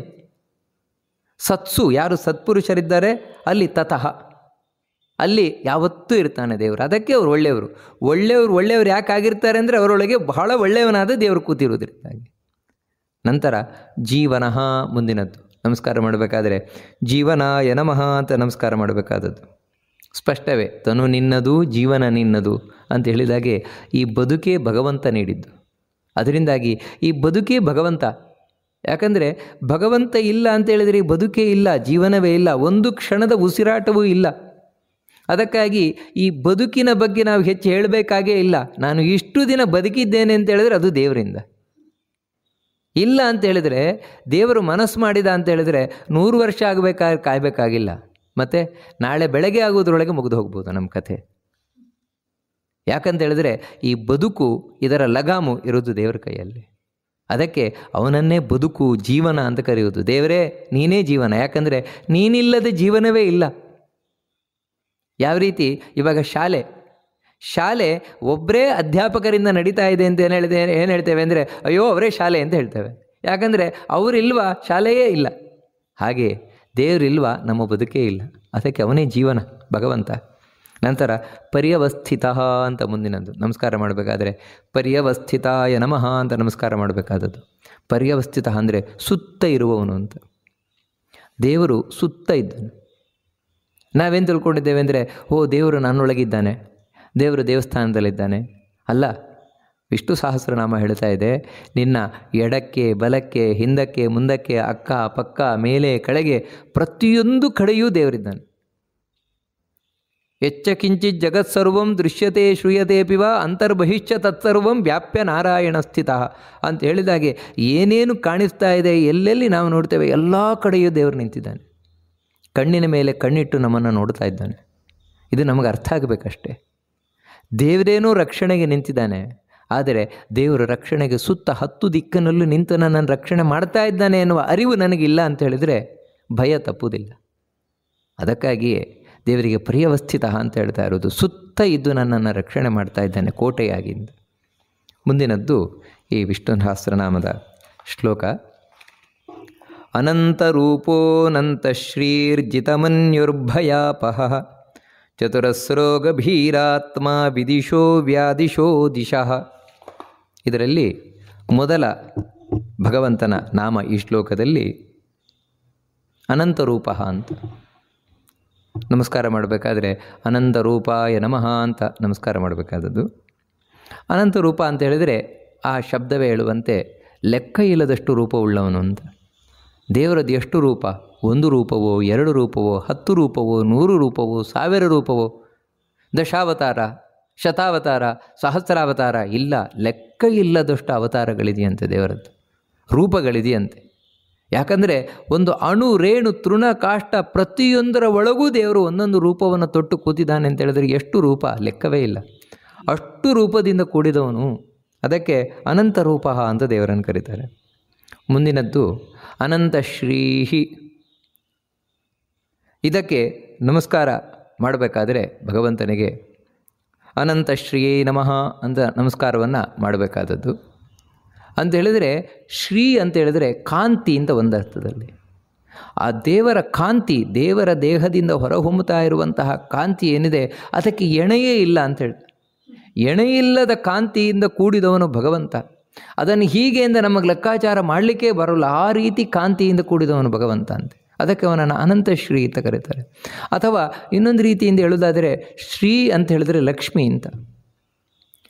ಭಗವಂತ ಲೆಕ್ಕ ಇಲ್ಲದಷ್ಟು ಲಕ್ಷ್ಮಿಯ ರೂಪದಿಂದ ಕೂಡಿದವನಾಗಿದ್ದಾನೆ ಅಂತ. ಅಷ್ಟು, ಯಾಕಂದರೆ ಎಷ್ಟು ಭಗವಂತನ ರೂಪ ಇದೆ. ನಾವು ಇಂದಿನ ನಾಮ ಕೇಳಿದ್ವು ಅನಂತ ರೂಪ ಅಂತ. ಲೆಕ್ಕ ಇಲ್ಲದಷ್ಟು ರೂಪದಿಂದ ಕೂಡಿದ್ದಾನೆ ಅಂತ. ಆ ಪ್ರತಿಯೊಂದು ರೂಪದ ಎದೆಯಲ್ಲೂ ಲಕ್ಷ್ಮಿ ಇದ್ದೇ ಇದ್ದಾಳೆ, ತೊಡೆಯಲ್ಲೂ ಲಕ್ಷ್ಮಿ ಇದ್ದೇ ಇದ್ದಾಳೆ. ಈ ರೀತಿ ಅಷ್ಟು ಮಾತ್ರ ಅಲ್ಲ, ದೇವರು ತೊಟ್ಟಿರುವ ಆಭರಣಗಳಲ್ಲೂ ಲಕ್ಷ್ಮಿ ಇದ್ದಾಳೆ. ಆಭರಣವೇ ಲಕ್ಷ್ಮಿ, ವಸ್ತ್ರವೇ ಲಕ್ಷ್ಮಿ, ಹಾರವೂ ಲಕ್ಷ್ಮಿ. ಈ ರೀತಿ ಆ ಭಗವಂತ ಅನಂತ ಲಕ್ಷ್ಮಿಯ ರೂಪಗಳಿಂದ, ಅಂದರೆ ಎಣೆಯಿಲ್ಲದ ರೂಪಗಳಿಂದ, ಲಕ್ಷ್ಮಿಯ ರೂಪಗಳಿಂದ ಸುತ್ತುವರಿಯಲ್ಪಟ್ಟಿದ್ದಾನಂತೆ. ಯಾಕೆ ಅಂದರೆ ಆ ಎಲ್ಲ ಲಕ್ಷ್ಮಿಯ ರೂಪಗಳು ಈ ಭಗವಂತನ ಸೇವೆಯನ್ನು ಮಾಡ್ತಾ ಇವೆ, ಸೇವೆಗಾಗಿ ಇರುವಂಥದ್ದು. ಅದಕ್ಕೋಸ್ಕರವೇ ಅನಂತಶ್ರೀ ಅಂತ ಭಗವಂತನನ್ನು ಕರೀತಾರೆ. ಮುಂದಿನದ್ದು ಜಿತಮನ್ಯುಹು. ನಮಸ್ಕಾರ ಮಾಡಬೇಕಾದರೆ ಜಿತಮನ್ಯವೇ ನಮಃ ಅಂತ ನಮಸ್ಕಾರವನ್ನು ಮಾಡಬೇಕಾದದ್ದು. ಭಗವಂತನಿಗೆ ಜಿತಮನ್ಯು ಅಂತ ಯಾಕೆ ಕರೀತಾರೆ ಅಂದರೆ ಭಗವಂತ ಕೋಪವೇ ಇಲ್ಲದೆ ಇರುವವನು. ದೇವರಿಗೆ ಕೋಪ ಬರುವುದು ಅಂತಲೇ ಇಲ್ವಂತೆ. ಯಾಕಂದರೆ ದೇವರಿಗೆ ಕೋಪ ಬಂದಿದ್ದರೆ ಜಗತ್ತೇ ಇರ್ತಾ ಇರಲಿಲ್ಲ, ನಾವ್ಯಾರೂ ಇರ್ತಾನೆ ಇರಲಿಲ್ಲ. ಯಾಕಂದರೆ ಮನುಷ್ಯನಿಗೆ ಕೋಪ ಯಾವಾಗ ಬರ್ತದೆ ಅಂತ ಹೇಳಿದರೆ ತಪ್ಪು ಮಾಡಿದಾಗ, ಬೇರೆಯವರು ತಪ್ಪು ಮಾಡಿದಾಗ, ದ್ರೋಹ ಮಾಡಿದಾಗ, ಪಾಪ ಮಾಡಿದಾಗ ಕೋಪ ಬರುತ್ತದೆ. ನಾವು ಪ್ರತಿ ಕ್ಷಣವೂ ಮಾಡ್ತಾ ಇರೋದಿದೆ ಅಲ್ವಾ? ಭಗವಂತನಿಗೆ ದ್ರೋಹ ಮಾಡ್ತಾ ಇದ್ದೇವೆ, ಅಧರ್ಮದ ಮಾರ್ಗದಲ್ಲಿ ನಡೀತಾ ಇದ್ದೇವೆ, ಸುಳ್ಳನ್ನು ಹೇಳ್ತಾ ಇದ್ದೇವೆ, ಇವೆಲ್ಲ ಮಾಡ್ತಾ ಇದ್ದೇವೆ. ಎಲ್ಲಿಗೂ ಏನಂದರೆ ದೇವರಿಗೆ ಅವಮಾನ ಮಾಡ್ತಾ ಇದ್ದೇವೆ, ಕ್ಷಣ ಕ್ಷಣದಲ್ಲಿ ದೇವರಿಗೆ ಅವಮಾನ ಮಾಡ್ತಾ ಇದ್ದೇವೆ. ಎಲ್ಲವನ್ನು ದೇವರು ಮಾಡ್ತಾ ಇದ್ರು, ನಾನೇ ಮಾಡ್ತಾ ಇರೋದು, ನನ್ನಿಂದಲೇ ಆಗ್ತಾ ಇರೋದು, ಈ ರೀತಿಯೇ ಭ್ರಮಿಸಿ ಕೂತಿದ್ದೇವೆ. ಆದರೂ ಕೂಡ ದೇವರು ಕೋಪ ಮಾಡಿಕೊಳ್ಳಲ್ಲ. ಯಾಕಂದರೆ ಕೋಪ ಅನ್ನೋದೊಂದು ದೋಷ, ಆ ದೋಷವೇ ದೇವರಿಗಿಲ್ಲ. ಅದಕ್ಕಾಗಿಯೇ ವೇದ ಏನು ಹೇಳ್ತದೆ ಅಂದರೆ ನಿರನಿಷ್ಠೋ ನಿರವದ್ಯ ಅಂತ ದೇವರನ್ನು ಹೇಳ್ತಾ ಇದೆ. ಇಲ್ಲಪ್ಪ, ದೇವರಲ್ಲಿ ನಮ್ಮಲ್ಲಿರುವ ಯಾವ ಇಂಥ ದೋಷಗಳು ಇಲ್ಲವೇ ಇಲ್ಲ. ಅಷ್ಟು ಮಾತ್ರ ಅಲ್ಲ, ಯಾರು ದೇವರಿಗೆ ಅಯ್ಯೋ ದೇವರಲ್ಲಿ ಕೋಪ ಇಲ್ಲ ಅಂತ ಹೇಳ್ತಾರೆ ಅವರನ್ನು ಜಿತಮನ್ಯವಾಗಿ ಮಾಡ್ತಾನೆ. ಅಂದರೆ ಅವರ ಕೋಪವನ್ನು ದೇವರು ಗೆದ್ದು ಬಿಡುವಾಗ ಮಾಡ್ತಾನಂತೆ. ಕೋಪವನ್ನು ಗೆಲ್ಲಬೇಕು. ಯಾಕಂದರೆ ಕೋಪವೇ ಇಲ್ಲ ಅಂತ ಮಾಡ್ಕೊಳ್ಳಿಕ್ಕೆ ಬರೋಲ್ಲ. ಯಾಕಂದರೆ ಮನುಷ್ಯನಿಗೆ ಕೋಪ ಬಂದೇ ಬರ್ತದೆ. ನಾವು ತಿನ್ನುವ ಆಹಾರ, ನಾವು ಇರುವ ಪರಿಸರ, ನಮ್ಮ ಸಂಸ್ಕಾರ, ನಮ್ಮ ಜೀನ್ಸ್ ಎಲ್ಲದರ ಮೂಲಕ ಕೋಪ ಅನ್ನೋದು ಬರ್ತದೆ. ಆದರೆ ಬರುವ ಕೋಪವನ್ನು ಗೆಲ್ಲುವ ಸಾಮರ್ಥ್ಯ ಬೇಕು, ಅದನ್ನು ನಮ್ಮ ಹಿಡಿತದಲ್ಲಿ ಇಟ್ಟುಕೊಳ್ಳುವ ಸಾಮರ್ಥ್ಯ ಬೇಕು. ಅದರಿಂದ ಯಾವುದೇ ಅಹಿತಕರವಾದ ಘಟನೆಗಳು ನಡೆಯದ ಹಾಗೆ, ನನ್ನ ಕೋಪದಿಂದ ಬೇರೆಯವರಿಗಾಗಲಿ ನನಗಾಗಲಿ ಯಾವುದೇ ಕೆಟ್ಟದಾಗದಾಗೆ ನಾವು ಅದನ್ನು ಹಿಡಿದಿಟ್ಟುಕೊಳ್ಳಬೇಕು, ಕೋಪವನ್ನು ಕಡಿಮೆ ಮಾಡಿಕೊಳ್ಬೇಕು. ಅದು ಹಾಗೆ ಸಾಧ್ಯ ಇಲ್ಲ. ಮತ್ತು ಆ ಭಗವಂತನ ಅನುಗ್ರಹದಿಂದ ಸಾಧ್ಯ. ಯಾವ ಭಗವಂತನ ಅನುಗ್ರಹದಿಂದ? ಅದೇ ಜಿತಮನ್ಯು. ಜಿತಮನ್ಯು ಎನ್ನುವ ಭಗವಂತನ ಅನುಗ್ರಹದಿಂದಾಗಿ ಸಾಧ್ಯವಾಗ್ತದೆ. ಅದಕ್ಕೆ ಅವನಿಗೆ ಜಿತಮನ್ಯು ಅಂತ ಹೆಸರು ಭಗವಂತನಿಗೆ. ಮುಂದಿನದ್ದು ಭಯಾಪಹ. ನಮಸ್ಕಾರ ಮಾಡಬೇಕಾದ್ರೆ ಭಯಾಪಹಾಯ ನಮಃ ಅಂತ ನಮಸ್ಕಾರವನ್ನು ಮಾಡಬೇಕಾದದ್ದು. ಅಂತ ಹೇಳಿದರೆ ಭಯವನ್ನು ನಾಶಗೊಳಿಸುವವ ಅಂತ. ಯಾವುದೇ ವಿಧವಾದ ಭಯ ಇರಲಿ, ಆ ಭಯವನ್ನು ನಾಶಗೊಳಿಸುವವನು ಭಗವಂತ. ಎಲ್ಲಕ್ಕಿಂತ ಮುಖ್ಯವಾಗಿ ಸಾವಿನ ಭಯ. ಆ ಭಯ ಈ ಭಯ ಅಲ್ಲ, ಸಾವಿನ ಭಯ. ಸಾವಿನ ಭಯವನ್ನೇ ನಾಶಗೊಳಿಸುವವನು ಭಗವಂತ. ಅದಕ್ಕೆ ಆ ಭಗವಂತನಿಗೆ ಹೆಸರೇ ಮೃತ್ಯುಂ ನಮಾಮ್ಯಹಂ. ನರಸಿಂಹನಿಗೆ ಹೆಸರೇ ಅದು ಮೃತ್ಯುಂ. ಎಲ್ಲರನ್ನೂ ಹೆದರಿಸುವಂತಹ ಸಾವೇನಿದೆ, ಸಾವು ಹೆದರುವುದು ದೇವರಿಗಂತೆ. ಮೃತ್ಯುರ್ಧಾವತಿ ಪಂಚಮ ಇತಿ ಅಂತ ಹೇಳ್ತಾರೆ. ಉಳಿದ ದೇವತೆಗಳೆಲ್ಲರೂ ಕೂಡ ನಮಗೆ ಆ ಭಯ ಈ ಭಯ, ಯಾವ ಭಯದಿಂದ ಬೇಕಾದರೂ ಪರಿಹಾರ ಮಾಡಬಹುದು. ಆದರೆ ಸಾವಿನ ಭಯದಿಂದ ನಮ್ಮನ್ನು ಸಂಪೂರ್ಣ ಪರಿಹಾರ ಮಾಡುವವನು ಇವನೇ, ದೇವರೇ. ಅದಕ್ಕೆ ಅವನಿಗೆ ಭಯಾಪಹ ಅಂತ ಹೆಸರು ಭಗವಂತನಿಗೆ. ಮುಂದಿನದ್ದು ಭಗವಂತನ ನಾಮ ಚತುರಸ್ರಃ ಅಥವಾ ಚತುರಶ್ರಃ ಅಂತ ಎರಡು ರೀತಿಯೂ ಕರೀತಾರೆ. ಚತುರಸ್ರಾಯ ನಮಃ ಅಥವಾ ಚತುರಶ್ರಾಯ ನಮಃ. ಚತುರಸ್ರಃ ಅಂತ ಹೇಳಿದರೆ ಒಂದು ಚೌಕ ಇದೆ ಎಂದು ತಿಳ್ಕೊಳ್ಳಿ. ಚೌಕ, ಸ್ಕ್ವಯರ್. ಆ ಚೌಕದ 4 ಮೂಲೆಗಳು ಕೂಡ ಯಾವ ರೀತಿ ಅಚ್ಚುಕಟ್ಟಾಗಿರ್ತದೆ, ವಕ್ರಪಕ್ರವಾಗಿರುವುದಿಲ್ಲ, ಮತ್ತು ಅಚ್ಚುಕಟ್ಟಾಗಿರ್ತದೆ. ದೇವರು ಹಾಗೆ, ದೇವರು ಆ ಚೌಕದ ಹಾಗೆ ಅಚ್ಚುಕಟ್ಟಾಗಿರುವವನಂತೆ. ಅಂದರೆ ಡಿಸಿಪ್ಲಿನ್, ಬಹಳ ಶಿಸ್ತುಬದ್ಧವಾಗಿರುವವನು, ಅಚ್ಚುಕಟ್ಟಾಗಿರುವವನು. ದೇವರ ರೂಪವೂ ಹಾಗೆ. ಭಗವಂತನ ಒಂದೊಂದು ಅಂಗಾಂಗಗಳು ಅಷ್ಟು ಸುಂದರ, ಅಷ್ಟು ಅಚ್ಚುಕಟ್ಟಾಗಿವೆ. ಭಗವಂತನ ಅಲಂಕಾರವು ಅಷ್ಟು ಅಚ್ಚುಕಟ್ಟು. ಆ ಭಗವಂತನ ಒಂದೊಂದು ಕೆಲಸಗಳು ಅಷ್ಟು ಅಚ್ಚುಕಟ್ಟು. ಹೀಗೆ ಭಗವಂತ ಬಹಳ ಅಚ್ಚುಕಟ್ಟಾಗಿರುವವನು ಎಂಬ ಅರ್ಥದಲ್ಲಿ ಹೇಳ್ತಾ ಇದೆ ಚತುರಸ್ರಃ ಅಂತ. ಅದೇ ರೀತಿ ಚತುರಶ್ರಃ ಅಂತ ಒಂದೊಮ್ಮೆ ಹೇಳೋದಾಗಿದ್ದರೆ ಅವಾಗೇನು ಅಂತ ಹೇಳಿದ್ರೆ, ಚತುರಶ್ರಃ ಅಂತ ಹೇಳಿದರೆ ನ್ಯಾಯಕ್ಕೆ ಸಮವಾಗಿರುವವನು ಅಂತ ಹೇಳಿದರೆ ಪ್ರತಿಯೊಬ್ಬರಿಗೂ ಕೂಡ ಅವರವರ ಪಾಪ ಪುಣ್ಯಕ್ಕನುಗುಣವಾಗಿ ದೇವರು ಫಲ ಕೊಡ್ತಾನೆ ಹೊರತು ಯಾರಿಗೂ ಕೂಡ ದೇವರು ಪಕ್ಷಪಾತ ಮಾಡೋಲ್ಲ. ಯಾರೇ ಇರ್ಬೋದು, ಅವರು ಮಾಡಿದ್ದಕ್ಕೆ ಸರಿಯಾಗಿ ಫಲ ಕೊಡುವವನು. ಅದಕ್ಕೆ ದೇವರನ್ನು ಚತುರಶ್ರಃ ಅಂತ ಕರೀತಾರೆ. ಮುಂದಿನದ್ದು ಗಭೀರಾತ್ಮ ಅಂತ ನಮಸ್ಕಾರ ಮಾಡಬೇಕಾದ್ರೆ ಗಭೀರಾತ್ಮನೇ ನಮಃ ಅಂತ ನಮಸ್ಕಾರ ಮಾಡಬೇಕಾದದ್ದು. ಅಂದರೆ ಯಾವ ದೇವರನ್ನು ಸಂಪೂರ್ಣವಾಗಿ ಅರ್ಥ ಮಾಡ್ಕೊಳ್ಳಿಕ್ಕಾಗೋದೇ ಇಲ್ಲ. ಸಮುದ್ರದ ಆಳವನ್ನು ಅಳೆಯುವುದು ಬಹಳ ಕಷ್ಟ. ಒಂದೊಮ್ಮೆ ಹೇಗಾದರೂ ತಿಳ್ಕೊಳ್ಬೋದು, ಆದರೆ ಈ ದೇವರ ಆಳವನ್ನು ಅಳಿಲಿಕ್ಕಾಗೋದೇ ಇಲ್ಲ. ಯಾಕಂದರೆ ಎಷ್ಟು ತಿಳಿದರೂ ಇದೆ ದೇವರ ಬಗ್ಗೆ. ಅದಕ್ಕಾಗಿಯೇ ಆ ಸಂಪೂರ್ಣವಾಗಿ ತಿಳಿಯಲಾಗದೇ ಇರುವವನು. ಹಾಗಂದರೆ ದೇವರನ್ನು ತಿಳಿಲಿಕ್ಕಾಗೋದೇ ಇಲ್ಲ ಅಂತಲ್ಲ. ಮತ್ತೇನೆಂದರೆ ನಮ್ಮ ಯೋಗ್ಯತೆಗೆ ಅನುಗುಣವಾಗಿ ತಿಳಿಲಿಕ್ಕೆ ಸಾಧ್ಯ ಉಂಟು. ಅದನ್ನು ನಾವು ಹಿಂದೆ ನೋಡಿದ್ದೇವೆ. ಆದರೆ ಸಂಪೂರ್ಣ ದೇವರನ್ನು ತಿಳಿದೆ ಅಂತ ಹೇಳುವವರು ಯಾರೂ ಇಲ್ಲ. ಎಷ್ಟು ತಿಳ್ಕೊಂಡ್ರೂ ಕೂಡ ದೇವರ 1000ರಲ್ಲಿ 1 ಅಂಶವನ್ನು ನಾವು ತಿಳ್ಕೊಳ್ಳೋದಿಲ್ಲ. ಯಾಕಂದರೆ ದೇವರು ಅಷ್ಟು ಅಪರಂಪಾರವಾಗಿದ್ದಾನೆ. ಅದಕ್ಕೆ ಅವನನ್ನು ಗಭೀರಾತ್ಮ ಅಂತ ಕರೀತಾರೆ. ಮುಂದಿನದ್ದು ವಿಧಿಶಃ ಅಂತ. ವಿಧಿಶಃ ಅಂದರೆ ನಮಸ್ಕಾರ ಮಾಡಬೇಕಾದ್ರೆ ವಿಧಿಶಾಯ ನಮಃ. ದೇವರು ಗುರುವಿನ ಒಳಗೆ ಕೂತು ವಿಶೇಷವಾದ ಉಪದೇಶವನ್ನು ಕೊಡ್ತಾನಂತೆ. ಅಂದರೆ ವಿಶೇಷವಾದ ದಿಶಾ ಅಂದರೆ ದಿಶತಿ, ಆದಿಶತಿ ಉಪದೇಶವನ್ನು ಕೊಡ್ತಾನೆ. ಅದರಿಂದಾಗಿ ನಾವು ಗುರುಗಳಿಂದ ಏನು ಉಪದೇಶವನ್ನು ಪಡಿತೇವೆ. ಯಾಕಂದರೆ ಯಾರು ಗುರುಗಳು ಅಂತ ಹೇಳಿದರೆ ನಮಗೆ ಜೀವನವನ್ನು ಉದ್ಧಾರ ಮಾಡುವ ಉಪದೇಶವನ್ನು ಕೊಡುವುದು ಗುರುಗಳು. ಗುರುಗಳಿಂದ ನಮಗಾಗುವ ದೊಡ್ಡ ಲಾಭ ಏನು ಅಂದರೆ ಉಪದೇಶ. ಅದು ಎಂಥ ಉಪದೇಶ ಅಂದರೆ ನಮ್ಮ ಜೀವನವನ್ನೇ ಬದಲಿಸುವಂತಹ ಉಪದೇಶ, ನಮ್ಮ ಜೀವನವನ್ನು ಬದುಕಿಸುವ ಉಪದೇಶ, ಈ ಜೀವನವನ್ನು ಸಾರ್ಥಕಗೊಳಿಸುವ ಉಪದೇಶ. ಅದು ಸಾಮಾನ್ಯ ಗುರುವಿನಿಂದ ಸಿಗಲಿಕ್ಕೆ ಸಾಧ್ಯ ಇಲ್ಲ. ಮತ್ತು ಆ ಗುರುವಿನ ಒಳಗೆ ದೇವರು ಕೂತ್ಕೊಳ್ಬೇಕು. ಆ ದೇವರು ಕೂತು ಉಪದೇಶ ಕೊಡಬೇಕು. ಆಗಲೇ ಆ ಉಪದೇಶ ಅದ್ಭುತವಾಗಿರುತ್ತದೆ. ನನ್ನ ಜೀವನದಲ್ಲಿ ಸಂಪೂರ್ಣ ಬದಲಾವಣೆಗೆ ಕಾರಣವಾಗುವ, ಮನಸ್ಸು ಮುಟ್ಟುವ ಉಪದೇಶ ಆಗ್ತದದು. ಯಾಕಂದರೆ ಒಳಗೆ ದೇವರು ಕೂತಾಗ ಹೇಗೆ ಇದೆ, ವಿದಿಶನಾಗಿ ಕೂರ್ತಾನೆ ಒಳಗೆ. ಅದಕ್ಕೆ ದೇವರಿಗೆ ವಿದಿಶ ಅಂತ ಹೆಸರು. ಮುಂದಿನದ್ದು ನಾಮ ವ್ಯಾದಿಶಃ ಅಂತ.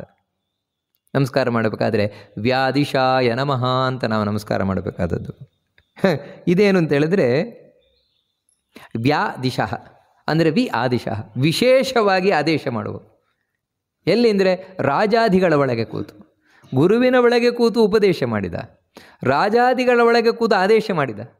ಅಂದರೆ ಒಂದು ದೇಶದಲ್ಲಿ ಒಬ್ಬ ರಾಜನ ಆಜ್ಞೆ ಅಷ್ಟು ಎಲ್ಲ ಪ್ರಜೆಗಳು ಪಾಲಿಸ್ತಾ ಇದ್ದಾರೆ, ಅಷ್ಟು ಕಟ್ಟಾಗಿದೆ ಅಂತ ಹೇಳಿದರೆ ಅಷ್ಟು ಪರಿಣಾಮಕಾರಿಯಾಗಿದೆ, ಅದು ಪವರ್ಫುಲ್ ಆಗಿದೆ. ಅಂದರೆ ಆ ರಾಜನ ಆಜ್ಞೆಯಲ್ಲಿ ದೇವರು ಕೂತಿರ್ತಾನೆ. ಆ ರಾಜನಲ್ಲಿ ಆ ಆಜ್ಞೆಯನ್ನು ಹೊರಡಿಸಬೇಕು ಅಂತ ಹೇಳಿದ್ರೆ ದೇವರ ಅಲ್ಲಿ ಕೂತಿರ್ತಾನೆ. ಹಾಗಿದ್ದರೆ ಮಾತ್ರ ಆ ರಾಜನ ಆಜ್ಞೆಗೆ ಅಷ್ಟು ಪವರ್ ಇರ್ತದೆ. ಇಲ್ಲದೆ ಇದ್ರೆ ಏನಾಗುತ್ತೆ ಅಂದರೆ ರಾಜ ಅವನ ಪಾಡಿಗೆ ಆಜ್ಞೆ ಮಾಡ್ತಾನೆ ಇರ್ತಾರೆ, ಪ್ರಜೆಗಳು ಅಯ್ಯೋ ಈ ರೀತಿ 1000 ಬರ್ತಾನೆ ಇರ್ತದೆ, ಯಾರಿದನ್ನು ಕೇಳ್ತಾರೆ ಅಂತ ಅದಕ್ಕೆ ಬೆಲೆ ಕೊಡಲಿಕ್ಕೆ ಹೋಗಲ್ಲ. ಅಂದರೆ ರಾಜನ ಒಂದು ಆಜ್ಞೆಗೆ ವಿಶೇಷವಾದ ಪ್ರಜೆಗಳು ಬೆಲೆ ಕೊಡಬೇಕು, ಅದನ್ನು ಪಾಲಿಸಬೇಕು ಅಂತ ಹೇಳಿದ್ರೆ ಆ ರಾಜಾಜ್ಞೆಯಲ್ಲಿ ದೇವರು ಕೂತಿರಬೇಕು. ಹೇಗೆ ಅಂದರೆ ವ್ಯಾಧಿಶನಾಗಿ ಕೂತಿರ್ತಾನೆ, ವಿಶೇಷವಾಗಿ ಆದೇಶ ಮಾಡುವವನಾಗಿ ಭಗವಂತ ಕೂತಿರ್ತಾನೆ. ಅಥವಾ ವ್ಯಾಧಿಶ ಅಂದರೆ ಇನ್ನೊಂದೇನು ಅರ್ಥ ಏನಂದರೆ, ಹೌದು ಇಡೀ ಜಗತ್ತು ಭಗವಂತನ ಆದೇಶದಂತೆ ನಡೀತಾ ಇರುವುದು, ಆದರೆ ಅವನಿಗೆ ಮಾತ್ರ ಯಾರು ಆದೇಶ ಮಾಡುವವರೇ ಇಲ್ಲ ದೇವರಿಗೆ. ಇದು ಒಂದು ಅರ್ಥ ವ್ಯಾಧಿಶ ಅನ್ನುವುದಕ್ಕೆ. ಮುಂದಿನದ್ದು ದಿಶಃ ಅಂತ. ನಮಸ್ಕಾರ ಮಾಡಬೇಕಾದ್ರೆ ದಿಶಾಯ ನಮಃ ಅಂತ ನಮಸ್ಕಾರ ಮಾಡಬೇಕಾದದ್ದು. ಅಂದರೆ ದಿಶಾ ಅಂತ ಹೇಳಿದ್ರೆ ದಿಶತಿ, ಕೊಡ್ತಾನೆ. ಏನನ್ನ ಅಂತ ಹೇಳಿದ್ರೆ ಯಾರಿಗೇನು ಬೇಕೋ ಅದನ್ನು ಕೊಡ್ತಾನೆ ದೇವರು. ಒಳ್ಳೆಯವರಿಗೆ ಒಳ್ಳೆಯದನ್ನು, ಕೆಟ್ಟವರಿಗೆ ಕೆಟ್ಟದ್ದನ್ನು. ಒಟ್ಟಿಗೆ ದೇವರೇನು ಅಂದರೆ ಕೊಡುವವನೇ. ಕೊಡುವವನು ನೀನು, ಕೊಂಬುವವನು ನಾನು. ನಾವು ಕೊಡುವವರಲ್ಲ, ಮತ್ತು ನಾವು ಬರೀ ತಗೊಳ್ಳುವವರಷ್ಟೇ. ನೋಡಿ, ದೇವರನ್ನು ಬಿಟ್ಟು ಉಳಿದ ಎಲ್ಲ ದೇವತೆಗಳು ಪ್ರತಿಯೊಬ್ಬರು ತಗೊಳ್ಳುವವರೇ. ನಿಮಗೆ ಎಲ್ಲಿವರೆಗೆ ಅಂದರೆ ನಾವು ಉಳಿದ ದೇವತೆಗಳನ್ನೆಲ್ಲ ಆರಾಧನೆ ಮಾಡ್ತೇವೆ, ಅವರಿಂದ ಪಡಿತೇವೆ, ಅವರು ಯಾರೂ ಸ್ವಂತವಾಗಿ ಕೊಡೋಲ್ಲ, ಮತ್ತು ದೇವರಿಂದ ಪಡೆದು ಕೊಡ್ತಾರಷ್ಟೇ ನಮಗೆ.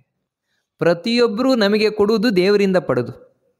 ಅದರಿಂದಾಗಿ ಸ್ವತಂತ್ರವಾಗಿ ಎಲ್ಲರಿಗೆ ಕೊಡುವವನು ಯಾರು ಅಂತ ಹೇಳಿದ್ರೆ ಒಬ್ಬನೇ ದೇವರು. ಅವನು ಕೊಟ್ಟದ್ದನ್ನು ಉಳಿದವರು ಕೊಡ್ತಾರೆ ಅಷ್ಟಕ್ಕೆ. ದಿಶಃ ಕೊಡುವವನು ದೇವರು ಅಂತ ಹೇಳಿದ್ರೇ ಕೊಡುವ. ನಾವು ಏನು ಕೇಳ್ತೇವೋ ಅದನ್ನು ಕೊಡುವವನು. ಅಲ್ಲ, ನಾವು ಕೇಳಿದರೆ ಕೊಡ್ತಾನೆ ಇಲ್ವಲ್ಲ. ನೀವು ಕೇಳುವ ವಿಧಾನ ಸರಿ ಇಲ್ಲ ಅಷ್ಟೇ, ಸರಿಯಾಗಿ ಕೇಳ್ತಾ ಇಲ್ಲ. ಏನು ಸರಿಯಾಗಿ ಕೇಳುವುದು ಅಂತ ಹೇಳಿದ್ರೆ ಏನು? ಮನಸ್ಸಿಟ್ಟು ಕೇಳಬೇಕು ದೇವರಲ್ಲಿ, ದೇವರ ಮನಸ್ಸಿಗೆ ತಾಕುವಂತೆ ಕೇಳಬೇಕು. ನೋಡಿ, ಇಷ್ಟೇ ಆಗಬೇಕಾದದ್ದು. ನಮ್ಮ ಮನಸ್ಸು ದೇವರ ಮನಸ್ಸನ್ನು ಹೋಗಿ ಮುಟ್ಟಬೇಕು. ಆಗ ಖಂಡಿತವಾಗಿಯೂ ಕೂಡ ನಮ್ಮ ಇಚ್ಛೆ ಏನಿದೆ ಅದನ್ನು ದೇವರು ಪೂರಣೆ ಮಾಡೇ ಮಾಡ್ತಾನೆ. ಇವತ್ತೇನಾಗಿದೆ ಅಂದರೆ ನನ್ನ ಮನಸ್ಸು ದೇವರ ಮನಸ್ಸನ್ನು ಮುಟ್ತಾ ಇಲ್ಲ. ಅದಕ್ಕಾಗಿಯೇ ದೇವರು ನಾನು ಇಚ್ಛಿಸಿದ್ದನ್ನೇ ನಡೆಸ್ಕೊಂಡು ಹೋಗ್ತಾ ಇಲ್ಲ. ಆ ರೀತಿ ಆದರೆ ಖಂಡಿತ ಕೊಡ್ತಾನೆ ದೇವರು.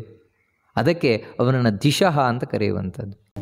ಅನಾದಿರ್ಭೂರ್ಭುವೋ ಲಕ್ಷ್ಮೀ ಸುವೀರೋ ರುಚಿರಾಂಗದಃ ಜನನೋ ಜನ ಜನ್ಮಾದಿರ್ಭೀಮೋ ಭೀಮ ಪರಾಕ್ರಮಃ.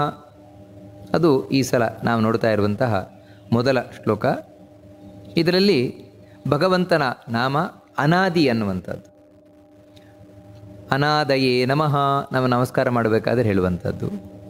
ಭಗವಂತನನ್ನು ಯಾಕೆ ಅನಾದಿ ಅಂತ ಕರೀತಾರೆ ಅಂತೇಳಿದರೆ, ಯಾರಿಗೆ ಆದಿ ಇಲ್ವೋ, ಮೊದಲಿಲ್ವೋ, ಅಂದರೆ ಉಳಿದ ಎಲ್ಲರಿಗೂ ಮೊದಲಿಗೆ ಇವನೇ ದೇವರೇ. ಆದರೆ ಆ ದೇವರಿಗೆ ಯಾರೂ ಮೊದಲಿಗರಿಲ್ಲ. ಅವನೇ ಮೊದಲಿದ್ದವನು, ಎಲ್ಲರಿಗಿಂತಲೂ ಮೊದಲು ಅವನೇ ಇದ್ದವನು. ಯಾವಾಗಲೂ ಅಷ್ಟೇ ಇದು. ಅಂದರೆ ಇದು ವ್ಯತ್ಯಾಸ ಆಗುವುದು ಅಂತ ಇಲ್ಲವೇ ಇಲ್ಲ.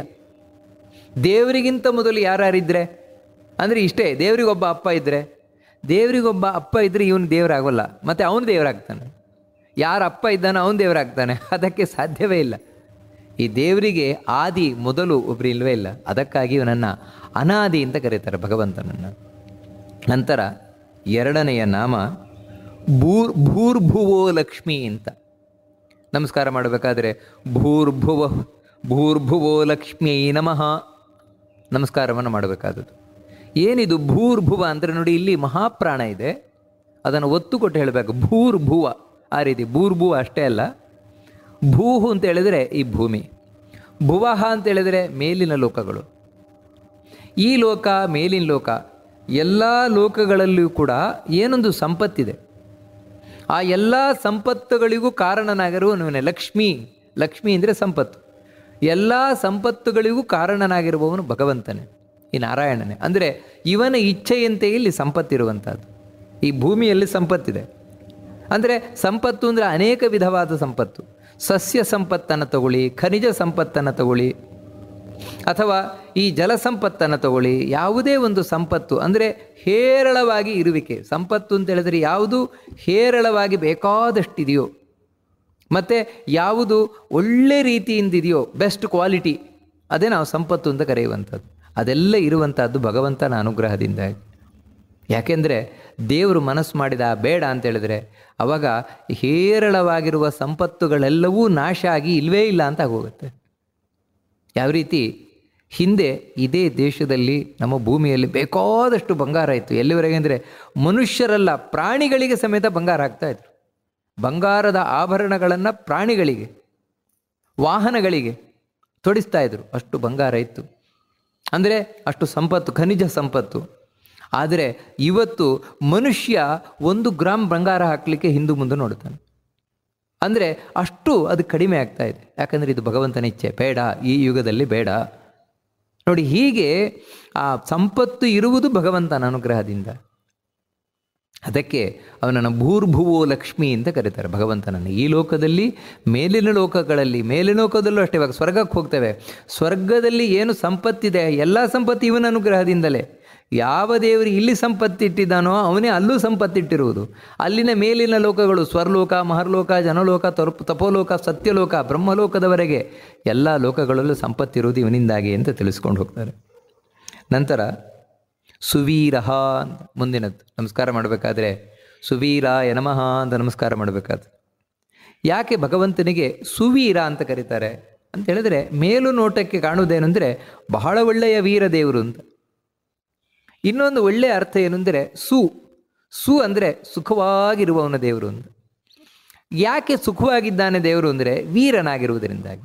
ವೀರ ಅಂತ ಹೇಳಿದರೆ ಏನಂದರೆ, ಯಾರಿಗೆ ಇನ್ನೊಬ್ಬರು ನಿಯಂತ್ರಣ ಮಾಡುವವರಿಲ್ವೋ, ಕಂಟ್ರೋಲ್ ಮಾಡುವವರಿಲ್ವೋ ಅವನು ವೀರ ಅಂತ ಕರೆಯಲ್ಪಡುವವರು. ವಿಗತ ಈರ, ಇನ್ನೊಬ್ಬರು ನಿಯಂತ್ರಣ ಮಾಡುವವರೇ ಇಲ್ಲ. ಅದಕ್ಕಾಗಿ ದೇವರು ಯಾವತ್ತೂ ಸುಖವಾಗಿರ್ತಾನೆ. ಯಾವತ್ತು ಇನ್ನೊಬ್ಬರ ನಿಯಂತ್ರಣ ಅಂದರೆ ಇನ್ನೊಬ್ಬರ ಅಡಿಯಾಳಾಗಿದ್ದರೆ, ಇನ್ನೊಬ್ಬರ ಕೈ ಕೆಳಗಿದ್ದರೆ ಆವಾಗ ಎಷ್ಟಂದ್ರೂ ಕಷ್ಟವೇ. ನಾವು ಎಷ್ಟು ಖುಷಿಯಾಗಿದ್ದರೂ ಕೂಡ ಕಷ್ಟವೇ. ಯಾಕಂದರೆ ಇನ್ನೊಬ್ಬರ ಕೈ ಕೆಳಗಿರುವುದೇ ಕಷ್ಟ. ಆದರೆ ಭಗವಂತ ಆ ರೀತಿ ಇಲ್ಲವೇ ಇಲ್ಲ, ತಾನೇ ತಾನಾಗಿರುವವನು. ಅದರಿಂದಾಗಿಯೇ ಅವನು ಸುಖವಾಗಿರುವವನು. ಅದರಿಂದಾಗಿ ಸುವೀರ ಅಂತ ಕರೀತಾರೆ ಭಗವಂತನನ್ನು. ಮುಂದಿನದ್ದು ರುಚಿರಾಂಗದ ಅಂತ ನಮಸ್ಕಾರ ಮಾಡಬೇಕಾದ್ರೆ ರುಚಿರಾಂಗದಾಯ ನಮಃ ಅಂತ ನಮಸ್ಕಾರ ಮಾಡೋದು. ಯಾಕೆ ದೇವರನ್ನು ರುಚಿರಾಂಗದ ಅಂತ ಕರೀತಾರೆ ಅಂದರೆ, ಅಂಗದ ಅಂತ ಹೇಳಿದರೆ ತೋಳಿಗೆ ಹಾಕುವ ಆಭರಣ, ತೋಳಿಗೆ ತೊಡುವ ಆಭರಣಕ್ಕೆ ಅಂಗದ ಅಂತ ಕರೀತಾರೆ. ದೇವರು ತಾನು ಆ ತೋಳ್ಬಂದಿ, ತೋಳಿನ ಆಭರಣವನ್ನು ಧರಿಸಿದ್ದಾನಂತೆ. ಅದು ಹೇಗಿದೆ ಅಂದರೆ ತುಂಬ ಚೆನ್ನಾಗಿದೆಯಂತೆ, ಹೊಳಿತಾ ಇದೆಯಂತೆ. ಹೊಳೆಯುವಂತಹ ತೋಳ್ಬಂದಿಯನ್ನು ಧರಿಸಿರುವವನು, ತೋಳಿನ ಆಭರಣವನ್ನು ಧರಿಸಿರುವವನು. ಅದಕ್ಕೆ ಭಗವಂತನನ್ನು ರುಚಿರಾಂಗದ ಅಂತ ಕರೀತಾರೆ. ಅಥವಾ ಇನ್ನೊಂದು ಅರ್ಥ ಏನಿದಕ್ಕೆ, ಇನ್ನೊಂದು ಸುಂದರವಾದ ಅರ್ಥ ಅಂದರೆ, ಭಗವಂತ ಯಾರು ಪುಣ್ಯಾತ್ಮರಿದ್ದಾರೆ, ಯಾರು ಸಜ್ಜನರಿದ್ದಾರೆ ಅವರಿಗೆ ರುಚಿರ ಅಂತ ಹೇಳಿದ್ರೆ ಸುಂದರವಾದ ಅಂಗಗಳನ್ನು ಕೊಡ್ತಾನಂತೆ. ಅಂಗದ ಅಂದರೆ ಅಂಗಗಳನ್ನು ಕೊಡ್ತಾನಂತೆ. ಅದಕ್ಕಾಗಿಯೇ ಯಾರು ಪುಣ್ಯಾತ್ಮರಿರ್ತಾರೆ ಅಂಥವರು ಸುಂದರವಾದ ಅಂಗಾಂಗವುಳ್ಳ ದೇಹವುಳ್ಳವರಾಗಿ ಬರ್ತಾರೆ. ಇಲ್ಲಿ ಅದು ದೇವರ ಅನುಗ್ರಹ. ಉದಾಹರಣೆಗೆ ಇಲ್ಲಿ ಮಧ್ವಾಚಾರ್ಯರು ಬಂದಿದ್ದರು. ಅವರ ದೇಹ 32 ಲಕ್ಷಣಗಳಿಂದ ಕೂಡಿತ್ತು ಅಂತ ಹೇಳ್ತಾರೆ. ಅಂದರೆ ಒಂದೊಂದು ಅಂಗ ಅವಯವಗಳು ಅಷ್ಟು ಚೆನ್ನಾಗಿತ್ತು ಅಂತ. ಅದೇನೆಂದರೆ ಅದು ದೇವರ ಅನುಗ್ರಹ. ರುಚಿರಾಂಗದ ಅಂತದಕ್ಕೆ ಕರೆಯುವುದು. ಈ ರೀತಿ ಯಾರು ಭಕ್ತರಿದ್ದಾರೆ, ಜ್ಞಾನಿಗಳಿದ್ದಾರೆ, ಅವರಿಗೆ ಸುಂದರವಾದ ಅಂಗಾಂಗವುಳ್ಳ ದೇಹವನ್ನು ಕೊಡುವವನು ದೇವರು. ಅದಕ್ಕೆ ರುಚಿರಾಂಗದ ಅಂತ ಹೆಸರು ದೇವರಿಗೆ. ಮುಂದಿನದ್ದು ಜನನಃ ಅಂತ ನಮಸ್ಕಾರ ಮಾಡಬೇಕಾದ್ರೆ ಜನನಾಯ ನಮಃ ಅಂತ ನಮಸ್ಕಾರ ಮಾಡಬೇಕಾದದ್ದು. ಯಾಕೆ ದೇವರನ್ನು ಜನನ ಅಂತ ಕರೀತಾರೆ ಅಂತ ಹೇಳಿದರೆ, ಹುಟ್ಟು ಅಂತ. ಜನನ ಅಂದರೆ ಹುಟ್ಟು ಅಂತ. ಹುಟ್ಟೇ ಅವನು, ದೇವರೇ ಹುಟ್ಟು. ಅಂದರೆ ಅರ್ಥ ಏನು ಅಂತ ಹೇಳಿದರೆ, ಇದನ್ನು ಭಗವದ್ಗೀತೆಯಲ್ಲಿ ಹೇಳ್ತಾನೆ, ನಾನೇ ಹುಟ್ಟು ನಾನೇ ಸಾವು ಅಂತ. ಕಾರಣ ಏನು ಅಂತ ಹೇಳಿದರೆ, ದೇವರು ಇಲ್ಲದೆ ಇದ್ದರೆ ಹುಟ್ಟು ಆಗುವುದೇ ಇಲ್ಲ, ಯಾವುದು ಹುಟ್ಟುವುದೇ ಇಲ್ಲ. ಈ ಜಗತ್ತಿನಲ್ಲಿ ಯಾವುದೇ ಒಂದು ವಸ್ತು ಹುಟ್ಟಬೇಕು ಅಂತ ಹೇಳಿದ್ರೆ ಅಲ್ಲಿ ದೇವರು ಇರಲೇಬೇಕು. ಯಾಕಂದರೆ ಹುಟ್ಟಿಸುವವನು ಅವನೇ. ಅಂದರೆ ಆ ಹುಟ್ಟಿಗೆ ಶಕ್ತಿ ಕೊಡುವವನು ಅವನೇ. ಯಾಕಂದರೆ ಹುಟ್ಟು ಅನ್ನೋದು ಆ್ಯಕ್ಟಿವೇಟ್ ಆದರೆ ಮಾತ್ರ ಆವಾಗ ಯಾರಾದರೂ ಹುಟ್ಟಲಿಕ್ಕಾಗತ್ತೆ, ಏನಾದರೂ ಇಲ್ಲಿ ಹುಟ್ಟಲಿಕ್ಕಾಗತ್ತೆ. ಅಲ್ಲಿ ಕೂತಿರುವವನೇ ದೇವರು. ಇಲ್ಲದಿದ್ದರೆ ಹುಟ್ಟು ಅನ್ನುವುದೊಂದು ಶಬ್ದ ಮಾತ್ರ, ಸಾವು ಅನ್ನುವುದೊಂದು ಶಬ್ದ ಮಾತ್ರ. ಆದರೆ ಅದು ಸಾರ್ಥಕ ಆಗಬೇಕು ಅಂದರೆ ದೇವರಲ್ಲಿ ಕೂತ್ಕೊಳ್ಬೇಕು. ಅಂದರೆ ಒಂದು ರೀತಿಯಿಂದ ಹೇಳೋದಾದರೆ ಇಡೀ ಜಗತ್ತಿನ ಜನಕ ಇವನೇ, ಹುಟ್ಟಿಸುವವನು ಇವನೇ. ಅದಕ್ಕೆ ಅವನೇ ಹುಟ್ಟು. ನಾವು ಯಾರಿಲ್ಲದಿದ್ದರೆ ಯಾವ ಕೆಲಸ ಆಗುವುದೇ ಇಲ್ವೋ ಅದನ್ನು ಅವ್ರ ಹೆಸರಲ್ಲೇ ಕರೆದು ಬಿಡ್ತೇವೆ ನಾವು. ಒಬ್ಬರೇ ಮಾಸ್ಟರ್ ಇರುವ ಶಾಲೆ, ಆವಾಗ ನಾವೇನು ಹೇಳ್ತೇವೆ ಅಂದರೆ ಬಿಡಿ ಅವರೇ ಶಾಲೆ ಅಂತ. ಕಾರಣ ಅಂದರೆ ಅವರು ಇಲ್ಲದಿದ್ದರೆ ಶಾಲೆಯೇ ಇಲ್ಲ ಅಲ್ಲಿ. ಇಲ್ಲಿ ಅದೇ ರೀತಿ ದೇವರು ಇಲ್ಲದಿದ್ದರೆ ಹುಟ್ಟೇ ಇಲ್ಲ. ಅದಕ್ಕೆ ಅವನನ್ನು ಜನನಃ ಅಂತ ಕರೀತಾರೆ. ಮುಂದಿನದ್ದು ಜನಜನ್ಮಾದಿ ನಮಸ್ಕಾರ ಮಾಡಬೇಕಾದ್ರೆ ಜನಜನ್ಮಾದಯೇ ನಮಃ ಅಂತ ನಮಸ್ಕಾರ ಮಾಡಬೇಕಾದದ್ದು. ಯಾರು ಅಂದರೆ ಜನರು ನಾವೆಲ್ಲರೂ ಜನರು, ಜನಿಸುವವರು, ಜೀವರು. ನಮ್ಮ ಜನ್ಮಕ್ಕೆ, ಜನನಕ್ಕೆ ಇವನೇ ಆದಿ ಕಾರಣನಾಗಿರುವವನು, ದೇವರೇ ಕಾರಣನಾಗಿರುವವನು. ಇದು ಮಾತ್ರ ನಾನು ನಂಬಲಿಕ್ಕೆ ಬರೋಲ್ಲ. ಅಲ್ರಿ, ನಾವೇನು ತಿಳ್ಕೊಂಡಿದ್ದೇವೆ ಅಂದರೆ ನಾವು ಹುಟ್ಟಲಿಕ್ಕೆ ನಮ್ಮ ಪಾಪ ಪುಣ್ಯಗಳು ಕಾರಣ ಅಂತ ತಿಳ್ಕೊಂಡಿದ್ದೇವೆ. ನಮ್ಮ ಪಾಪ ಪುಣ್ಯಗಳಿಂದಾಗಿ, ನಮ್ಮ ಪ್ರಾರಬ್ಧ ಕರ್ಮದಿಂದಾಗಿ ನಾವಿಲ್ಲಿ ಹುಟ್ಟಿ ಬರ್ತೇವೆ ಅಂತ. ಆದರೆ ನೀವು ಹೇಳ್ತಾ ಇದ್ದೀರಿ ದೇವರು ಕಾರಣ ಅಂತ. ನಾವು ಹುಟ್ಟಿ ಬರಲಿಕ್ಕೆ ದೇವರು ಕಾರಣ ಅಂತ. ಒಂದೊಮ್ಮೆ ದೇವರು ಕಾರಣ ಅಂತ ಆದರೆ ದೇವರು ಪಕ್ಷಪಾತಿ ಆಗಬೇಕಾದೀತು. ಯಾಕಂದರೆ ಕೆಲವರನ್ನು ಚೆನ್ನಾಗಿ ಹುಟ್ಟಿಸ್ತಾನೆ, ಕೆಲವರನ್ನು ಕೆಟ್ಟದಾಗಿ ಹುಟ್ಟಿಸ್ತಾನೆ ದೇವರು. ಹೀಗೆಲ್ಲ ಹುಟ್ಟಿಸುವುದರಿಂದಾಗಿ ದೇವರು ನಿಜವಾಗ್ಲೂ ಪಕ್ಷಪಾತಿ ಆಗಬೇಕಲ್ವಾ ಅಂತ ಹೇಳಿದರೆ, ಇಲ್ಲ, ಹಾಗೆಲ್ಲ ಹೇಳ್ತಾ ಇರೋದು. ದೇವರು ಕಾರಣ ಅಂತ ಹೇಳಿದರೆ, ಇವಾಗ ಪಾಪ ಪುಣ್ಯಗಳಿದೆ, ಹೌದು, ನಾವಿಲ್ಲಿ ಹುಟ್ಟಿ ಬರುವುದು ನಮ್ಮ ಪಾಪ ನಮ್ಮ ಪುಣ್ಯಕ್ಕೆ ಅನುಗುಣವಾಗಿ. ಆದರೆ ಆ ಪಾಪ ಪುಣ್ಯಗಳಾದರೂ ನಮ್ಮ ಮೇಲೆ ಹೇಗೆ ಎಫೆಕ್ಟ್ ಮಾಡ್ತವೆ? ತನ್ನಷ್ಟಕ್ಕೆ ಬಂದು ಎಫೆಕ್ಟನ್ನು ಮಾಡ್ತವ? ಇಲ್ಲ. ಮತ್ತು ದೇವರು ಆ ಪಾಪ ಪುಣ್ಯಗಳನ್ನು ತಂದು ನಮಗೆ ತೊಡಿಸಬೇಕು, ಅಂದರೆ ಅದರ ಸಂಬಂಧವನ್ನು ಮಾಡಿಸಬೇಕು ದೇವರು. ನಾನು ಹಿಂದಿನ ಜನ್ಮದಲ್ಲಿ ಯಾವುದೋ ಪಾಪವನ್ನು ಮಾಡಿದ್ದೇನೆ, ಅದು ಯಾವ ಪಾಪ ಮಾಡಿದ್ದೇನೆ ದೇವರಿಗೆ ಗೊತ್ತಿದೆ. ಆ ಪಾಪದ ಫಲವನ್ನು, ಯಾಕಂದರೆ ಪಾಪ ಅನ್ನೋದು ತಾನು ನೇರವಾಗಿ ನಮಗೆ ಯಾವ ರೀತಿಯಿಂದಲೂ ಆಕ್ರಮಣ ಮಾಡಲಿಕ್ಕೆ ಬರೋಲ್ಲ. ಮತ್ತೇನೆಂದರೆ ಆ ಪಾಪವನ್ನು ದೇವರಲ್ಲಿ ಫಲವನ್ನು ಕೊಡಬೇಕು. ಆ ಪಾಪಕ್ಕೆ ಫಲ ಕೊಡಬೇಕು ಅಂದರೆ ಅದರ ಫಲವಾಗಿ ಒಂದ ಕೆಟ್ಟ ಜನ್ಮದಲ್ಲಿ ಹುಟ್ಟಿಸ್ತಾನೆ, ಅಥವಾ ಕೆಟ್ಟ ರೂಪವನ್ನು ಕೊಡ್ತಾನೆ, ಅಥವಾ ಕಷ್ಟವನ್ನು ಕೊಡ್ತಾನೆ ದೇವರು. ನೋಡಿ, ಹೀಗೆ ನಮ್ಮ ಪಾಪದ ಫಲವನ್ನು ನಮಗೆ ಉಣಿಸುವವನು ದೇವರು. ಇಲ್ಲದೇ ಇದ್ದರೆ ಆ ಪಾಪ ಏನೂ ಮಾಡಲ್ಲ. ಪುಣ್ಯದ ಫಲವನ್ನು ಉಣಿಸುವವನು ದೇವರು. ಅದಕ್ಕೆ ಪುಣ್ಯದ ಫಲವಾಗಿ ಇವನು ಒಳ್ಳೆ ರೀತಿಯಿಂದ ಹುಟ್ಟಿ ಬರ್ತಾನೆ, ಒಳ್ಳೆ ಮನೆಯಲ್ಲಿ ಹುಟ್ಟಿ ಬರ್ತಾನೆ, ಒಳ್ಳೆ ದೇಹವನ್ನು ಹೊಂದಿ ಹುಟ್ಟಿ ಬರ್ತಾನೆ. ಯಾಕಂದರೆ ಆ ಪುಣ್ಯದ ಫಲವನ್ನು ಇವನಿಗೆ ಕೊಡ್ತಾ ಇರುವವನು ದೇವರು, ಅಂದರೆ ಅದರ ಸಂಬಂಧವನ್ನು ಮಾಡ್ತಾ ಇರುವವನು ದೇವರು. ಇಲ್ಲದೇ ಇದ್ದರೆ ನಮಗೆ ಪುಣ್ಯವೂ ಏನನ್ನು ಮಾಡೋಲ್ಲ, ಪಾಪವೂ ಏನನ್ನು ಮಾಡೋಲ್ಲ. ಯಾಕಂದರೆ ಇವೆರಡು ಜಡ ವಸ್ತುಗಳು, ಅದೇನನ್ನು ಮಾಡಲಾರವು. ಅದಕ್ಕೆ ಹೇಳುವುದು ದೇವರೇ ನಿಜವಾದ ಕಾರಣ. ಆದರೆ ಹೇಗೆಂದರೆ ಈ ಪಾಪ ಪುಣ್ಯಗಳ ಮೂಲಕ ನಮಗೆ ದೇವರ ಕಾರಣ, ಅದನ್ನು ಕೊಡಿಸುವ ಮೂಲಕ, ಅದನ್ನು ಉಣಿಸುವ ಮೂಲಕ ದೇವರು ಕಾರಣನಾಗಿದ್ದಾನೆ. ಅದರಿಂದಾಗಿ ಜನ್ಮಾದಿಹಿ ಅಂತ ದೇವರನ್ನು ಕರೆಯುವಂಥದ್ದು. ಮುಂದಿನದ್ದು ಭೀಮಃ. ಈಗಾಗಲೇ ಬಂದಿದೆ, ಇದು ವಿಷ್ಣು ಸಹಸ್ರನಾಮದಲ್ಲಿ ಹಿಂದೆ ಒಂದು ಸಲ ಬಂದಿದೆ ಭೀಮ ಅನ್ನುವಂಥದ್ದು. ಇಲ್ಲಿ ಮತ್ತೆ ಇದೇನು ಅಂದರೆ ದೇವರ ಇನ್ನೊಂದು ರೂಪ, ಒಂದೇ ಹೆಸರಿನ ಎರಡನೇ ರೂಪ ಇದು ಭೀಮ ಅಂತಾನೆ. ಏನು ಭೀಮ ಅಂದರೆ? ಭೀಮ ಅಂದರೆ ಒಂದು ಶತ್ರು ಭಯಂಕರ ಅಂತ, ಶತ್ರುಗಳಿಗೆ ಮಹಾಭಯಂಕರ ಅಂತ. ಇನ್ನೊಂದು ಅರ್ಥ ಏನು ಅಂದರೆ ಭೀಮ ಅಂತೇಳಿದರೆ, ಭೀ ಅಂತೇಳಿದರೆ ಭಯ, ಮಾ ಅಂದರೆ ಬೇಡ, ಭಯ ಬೇಡ ಅಂತ ಭಕ್ತರಿಗೆ ಯಾವತ್ತೂ ದೇವರು ತಾನು ಸಂತೈಸ್ತಾ ಇರ್ತಾನೆ.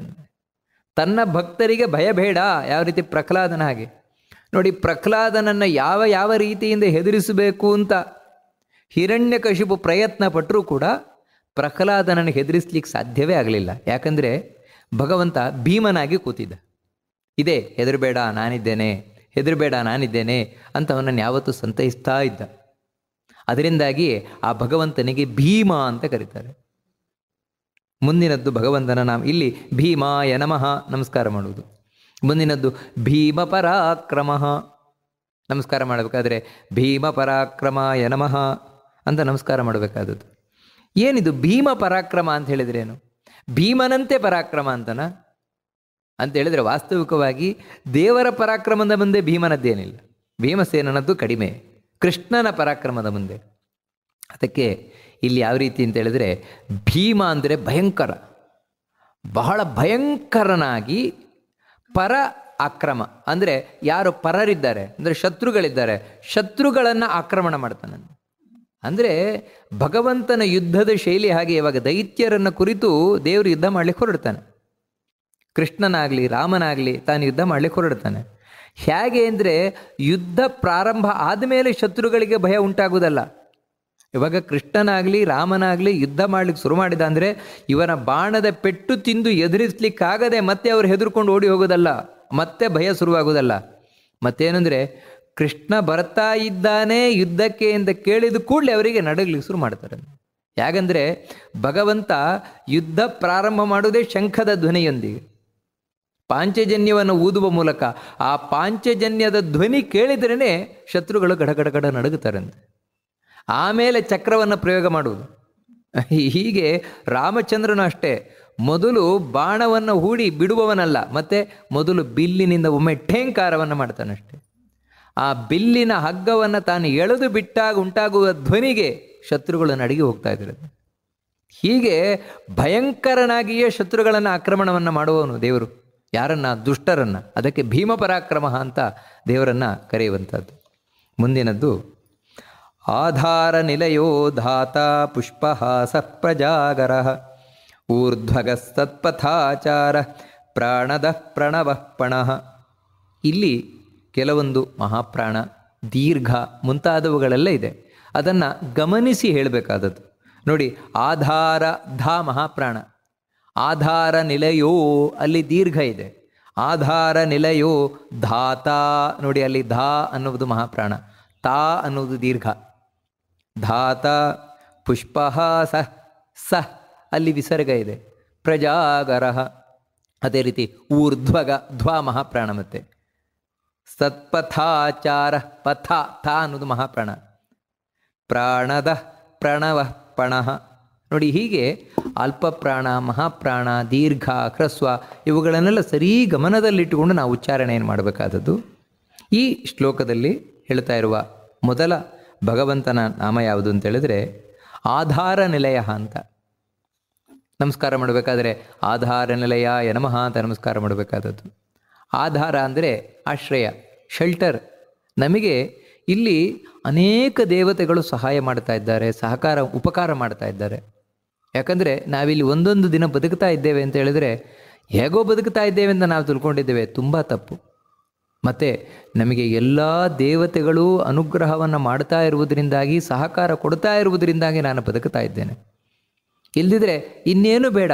ಬದುಕಿಗೆ ಬಹಳ ಮುಖ್ಯವಾದಂತಹ ಉಸಿರಾಟವೇ ನನ್ನ ಕೈಯಲ್ಲಿದೆಯಾ? ಇಲ್ಲ, ಉಳಿದದ್ದು ಹೋಗ್ಲಿ. ಉಸಿರಾಟ ನನ್ನ ಕೈಯಲ್ಲಿಲ್ಲ. ನಾನು ಎಣಿಸಿದಾಗ ಉಸಿರಾಟ ಆಗ್ತಾ ಇಲ್ಲ. ಆ ರೀತಿ ನಾನು ಎಣಿಸಿದಾಗೇ ಉಸಿರಾಟ ಆಗುತ್ತದೆ ಅಂತ ಇರುವಾಗಿದ್ದರೆ ನಾನು ಒಂದು ದಿನ ಉಸಿರು ಕಟ್ತದೆ ಅಂತ ಆಗ್ತಾ ಇರಲಿಲ್ಲ. ನನ್ನ ಕೈಯಲ್ಲಿಲ್ಲ ಅದು ಕೂಡ. ಇನ್ನು ಉಳಿದದ್ರ ಕಥೆ ಏನು? ಹೀಗೆ ಯಾವುದೂ ನಮ್ಮ ಕೈಯಲ್ಲಿಲ್ಲ. ಹಾಗಿದ್ರೂ ಕೂಡ ಜೀವನ ಸಾಗುತ್ತಾ ಇದೆ. ಹೇಗಂದರೆ ಆ ದೇವತೆಗಳ ಅನುಗ್ರಹದಿಂದ, ದೇವತೆಗಳ ಸಹಕಾರದಿಂದ. ಅದಕ್ಕೆ ಅವರೆಲ್ಲರೂ ನಮಗೆ ಆಧಾರರಾಗಿರುವಂಥವ್ರು. ಆದರೆ ಆ ಎಲ್ಲ ದೇವತೆಗಳು ಯಾರು ನಮಗೆ ಈ ರೀತಿ ಆಧಾರವಾಗಿದ್ದಾರೆ, ಸಹಾಯ ಮಾಡ್ತಾ ಇದ್ದಾರೆ, ಅವರು ತಾವು ಹಾಗೆ ನಿರಾಧಾರರಾಗಿರುವವರಲ್ಲ. ಮತ್ತು ಅವರೆಲ್ಲರಿಗೂ ಆಧಾರನಾಗಿರುವವನವನೇ ದೇವರೇ, ಅದೇ ನಾರಾಯಣ. ಅದಕ್ಕೆ ನಿಲಯ, ಆಧಾರ ನಿಲಯ. ಈ ಆಧಾರವಾದ ಎಲ್ಲ ದೇವತೆಗಳಿಗೂ ಮನೆಯಾಗಿರುವವನವನೇ, ಆಶ್ರಯನಾಗಿರುವವನವನೇ ದೇವರೇ. ಆ ದೇವರನ್ನು ಆಶ್ರಯಿಸಿ, ದೇವರನ್ನು ನಂಬಿ ಅವರು ನಮಗೆ ಬೇಕಾದದ್ದನ್ನು ಕೊಡ್ತಾ ಇದ್ದಾರೆ. ಅದಕ್ಕೆ ಅವನನ್ನು ಆಧಾರ ನಿಲಯ ಅಂತ ಭಗವಂತನನ್ನು ಕರೀತಾರೆ. ಮುಂದಿನದ್ದು ಧಾತ. ನಮಸ್ಕಾರ ಮಾಡಬೇಕಾದ್ರೆ ಧಾತ್ರೇ ನಮಃ ನಮಸ್ಕಾರ ಮಾಡಬೇಕಾದದ್ದು. ಇದು ಕೂಡ ಹಿಂದೆ ಬಂದಿದೆ, ವಿಷ್ಣು ಸಹಸ್ರನಾಮದಲ್ಲಿ ಹಿಂದೆ ಬಂದಿದೆ. ಮತ್ತು ಇದು ಬೇರೆಯ ರೂಪ, ಹೆಸರು ಒಂದೇ, ರೂಪ ಬೇರೆ. ಯಾಕಂದರೆ ಸಹಸ್ರನಾಮದಲ್ಲಿ, ಈ ವಿಷ್ಣು ಸಹಸ್ರನಾಮದಲ್ಲಿ ದೇವರ 1000 ರೂಪಗಳು. ಇಲ್ಲೇನು ಧಾತ ಅಂತ ಹೇಳಿದರೆ ಭಗವಂತ ಧರಿಸುವವನು, ಹೊರುವವನು. ಏನನ್ನು ಹೊರುವವನು? ವಿಶೇಷವಾಗಿ ಗರ್ಭವನ್ನು. ತಾಯಿ ಗರ್ಭವನ್ನೇನು ಹೊರತಾಳೆ, ಅದು ಅವಳು ಹೊರದಲ್ಲ. ಮತ್ತು ಒಳಗೆ ಇದೇ ನಾರಾಯಣನೇ ಅನಿರುದ್ಧನಾಗಿ ಹೊರತಾನಂತೆ. ವಾಸುದೇವ, ಸಂಕರ್ಷಣ, ಪ್ರದ್ಯುಮ್ನ, ಅನಿರುದ್ಧ, ಅದರಲ್ಲಿ ಅನಿರುದ್ಧನಾಗಿ ಹೊರತಾನಂತೆ. ಅದಕ್ಕೆ ಉಪನಿಷತ್ತದನ್ನು ಹೇಳುತ್ತದೆ, ಯಾವತ್ತು ನಮ್ಮ ದೇಹ ಹೇಗಂತ ಹೇಳಿದರೆ, ಯಾವುದೋ ಒಂದು ಪರಕೀಯವಾದದ್ದು ಬಂದರೆ ಈ ದೇಹದಲ್ಲಿ ಸಹಿಸಿಕೊಳ್ಳುವುದಿಲ್ಲ. ಅದನ್ನು ಆದಷ್ಟು ಅದನ್ನು ಹೊರಗೆ ಹಾಕ್ಲಿಕ್ಕೆ ನೋಡ್ತದೆ. ಎಷ್ಟು ಸಾಧ್ಯ ಉಂಟು ಅಷ್ಟು ಹೊರಗೆ ಹಾಕ್ಲಿಕ್ಕೆ ನೋಡ್ತದೆ. ಆದರೆ ನೋಡಿ, ಗಂಡನಿಂದ ಬಂದಂತಹ ವೀರ್ಯ ನಿಜವಾಗ್ಲೂ ಅದು ಪರಕೀಯವಾದದ್ದು. ಆ ಪರಕೀಯವಾದ ವೀರ್ಯವನ್ನು ಹೆಣ್ಣಿನ ದೇಹ ಹೊರಗೆ ಹಾಕಬೇಕಲ್ವ? ಹೊರಗೆ ಹಾಕುವುದಿಲ್ಲ. ನೋಡಿ, ಅದನ್ನು ಗರ್ಭ ಇಟ್ಟುಕೊಳ್ತದೆ, ಒಳಗೆ ಇಟ್ಟುಕೊಳ್ತದೆ, ಇಟ್ಕೊಂಡು ರಕ್ಷಣೆ ಮಾಡ್ತದೆ ಆ ವೀರ್ಯವನ್ನು. ಅದರಿಂದಾಗಿ ಮಗು ಬೆಳೀತದೆ. ಇದಕ್ಕೇನು ಕಾರಣ? ಉಳಿದದ್ದನ್ನು ಹೊರಹಾಕುವಂತಹ, ಅಂದರೆ ಒಂದು ಮೂತ್ರದ ಮೂಲಕವೋ ಮಲದ ಮೂಲಕವೋ ಹೊರಹಾಕುವಂತಹ ಅಥವಾ ವಾಂತಿಯ ಮೂಲಕವೋ ಈ ದೇಹ ಆ ವೀರ್ಯವನ್ನು ಮಾತ್ರ, ಅಂದರೆ ಗಂಡಿನಿಂದ ಬಂದ ವೀರ್ಯವನ್ನು ಹಾಗೆ ಇಟ್ಟುಕೊಳ್ಳುತ್ತದೆ. ಅದು ದೇವರಿಂದ, ಅನಿರುದ್ಧನಿಂದ. ಬರೀ ಇಟ್ಕೊಳ್ಳೋದು ಮಾತ್ರ ಅಲ್ಲ, ಅದಕ್ಕೆ ಕೈಕಾಲು ಬರ್ತದೆ, ಕಣ್ಣು ಮೂಗು ಬಾಯಿ ದೇಹ ರಚನೆ ಆಗ್ತದೆ ದೇವರಿಂದ. ಅಷ್ಟು ಮಾತ್ರ ಅಲ್ಲ, ಈ ಗರ್ಭದಲ್ಲಿ 9 ತಿಂಗಳುಗಳ ಕಾಲ ಉಳಿತದೆ ಗಟ್ಟಿಯಾಗಿ ದೇವರಿಂದ. ಹೀಗೆ ಇವನು ಆ ಮಗುವಿನ ಸಂಪೂರ್ಣ ಜವಾಬ್ದಾರಿಯನ್ನು ಹೊತ್ತವ, ಅದಕ್ಕೆ ಧಾತ ಅಂತ ಕರೆಯುವುದು. ನಾವು ತಿಳ್ಕೊಂಡಿದ್ದೇವೆ ಅಯ್ಯೋ ಆ ತಾಯಿಯೆಲ್ಲ ಹೊತ್ತಿದ್ದು ಹೆತ್ತಿದ್ದು ಅಂತ, ಇದು ಮೇಲ್ನೋಟಕ್ಕೆ ಕಾಣೋದಷ್ಟೇ. ಆದರೆ ನಿಜವಾದ ತಾಯಿಯಾಗಿದ್ದವನು ಒಳಗೆ ಇರುವ ದೇವರೇ, ಅವನೇ ಹೊತ್ತಿದ್ದು, ಅವನೇ ಹೆತ್ತಿದ್ದು. ಆದರೆ ಈ ಹೆಣ್ಣನ್ನೊಂದು ಹೊರಗಿನಿಂದ ಇಟ್ಟಿದ್ದಷ್ಟೇ ಕಾಣಲಿಕ್ಕೋಸ್ಕರ.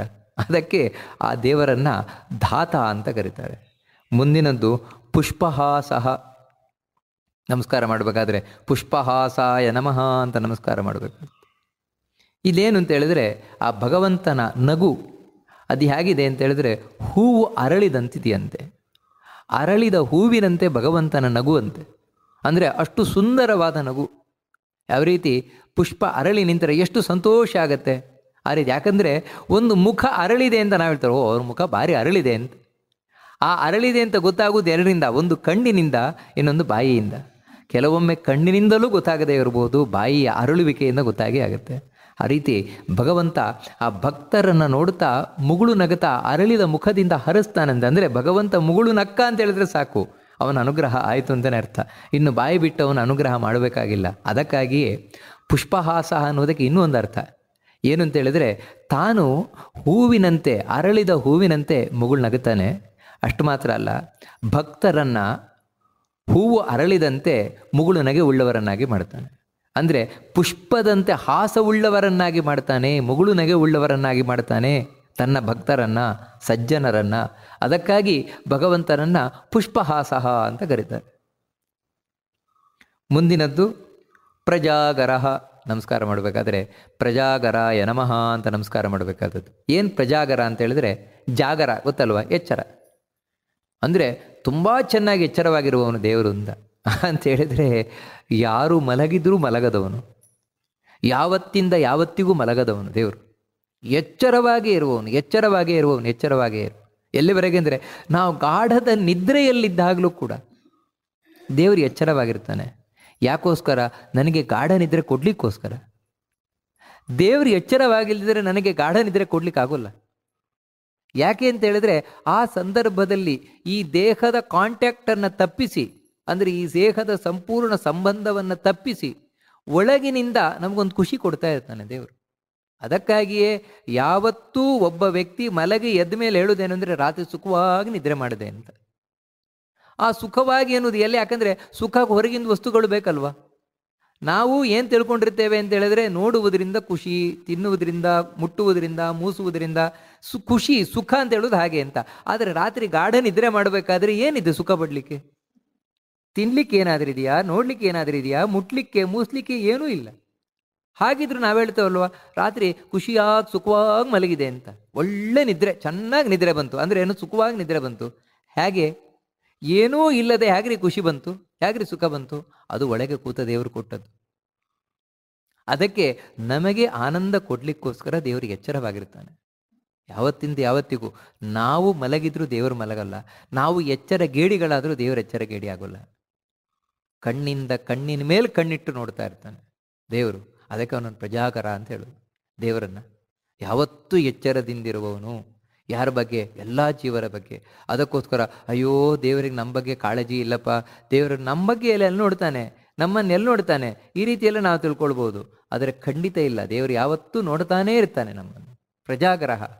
ಮುಂದಿನದ್ದು ಊರ್ಧ್ವಗಃ ಅಂತ. ಊರ್ಧ್ವಗ ಅಂತ ದೇವರನ್ನು ಯಾಕೆ ಕರೀತಾರೆ? ಇಲ್ಲಿ ನಮಸ್ಕಾರ ಮಾಡಬೇಕಾದ್ರೆ ಊರ್ಧ್ವಗಾಯ ನಮಃ ನಮಸ್ಕಾರ ಮಾಡೋದು. ಯಾಕೆ ದೇವರನ್ನು ಊರ್ಧ್ವಗ ಅಂತ ಕರೀತಾರೆ ಅಂದರೆ ಎತ್ತರದಲ್ಲಿರುವವನು, ಎಲ್ಲರಿಗಿಂತ ಎತ್ತರದಲ್ಲಿರುವವನು, ಸರ್ವೋತ್ತಮನಾಗಿರುವವನು. ದೇವರಿಗಿಂತ ಎತ್ತರಕ್ಕೆ ಇನ್ನೊಬ್ಬರಿಗೆ ಏರ್ಲಿಕ್ಕೆ ಸಾಧ್ಯವೇ ಇಲ್ಲ, ವಿಷ್ಣುವಿಗಿಂತ ಎತ್ತರಕ್ಕೆ. ಅದಕ್ಕೆ ಅವನನ್ನು ಊರ್ಧ್ವಗ ಅಂತ ಕರೀತಾರೆ. ಮುಂದಿನದ್ದು ಸತ್ಪಥಾಚಾರ. ನಮಸ್ಕಾರ ಮಾಡಬೇಕಾದ್ರೆ ಸತ್ಪಥಾಚಾರಾಯ ನಮಃ ನಮಸ್ಕಾರ ಮಾಡಬೇಕಾದದ್ದು. ಸತ್ಪಥ, ಸಜ್ಜನರ ಮಾರ್ಗ, ಸಜ್ಜನರು ಸಾಗಿದ ಮಾರ್ಗ. ಆ ಮಾರ್ಗವನ್ನು ಭಗವಂತ ಆಚಾರ, ಆಚರಿಸಿ ತೋರಿಸಿಕೊಡ್ತಾನಂತೆ ನೋಡಿ. ಅದಕ್ಕಾಗಿ ದೇವರು ರಾಮನಾಗಿ ಬರ್ತಾನೆ, ಕೃಷ್ಣನಾಗಿ ಬರ್ತಾನೆ.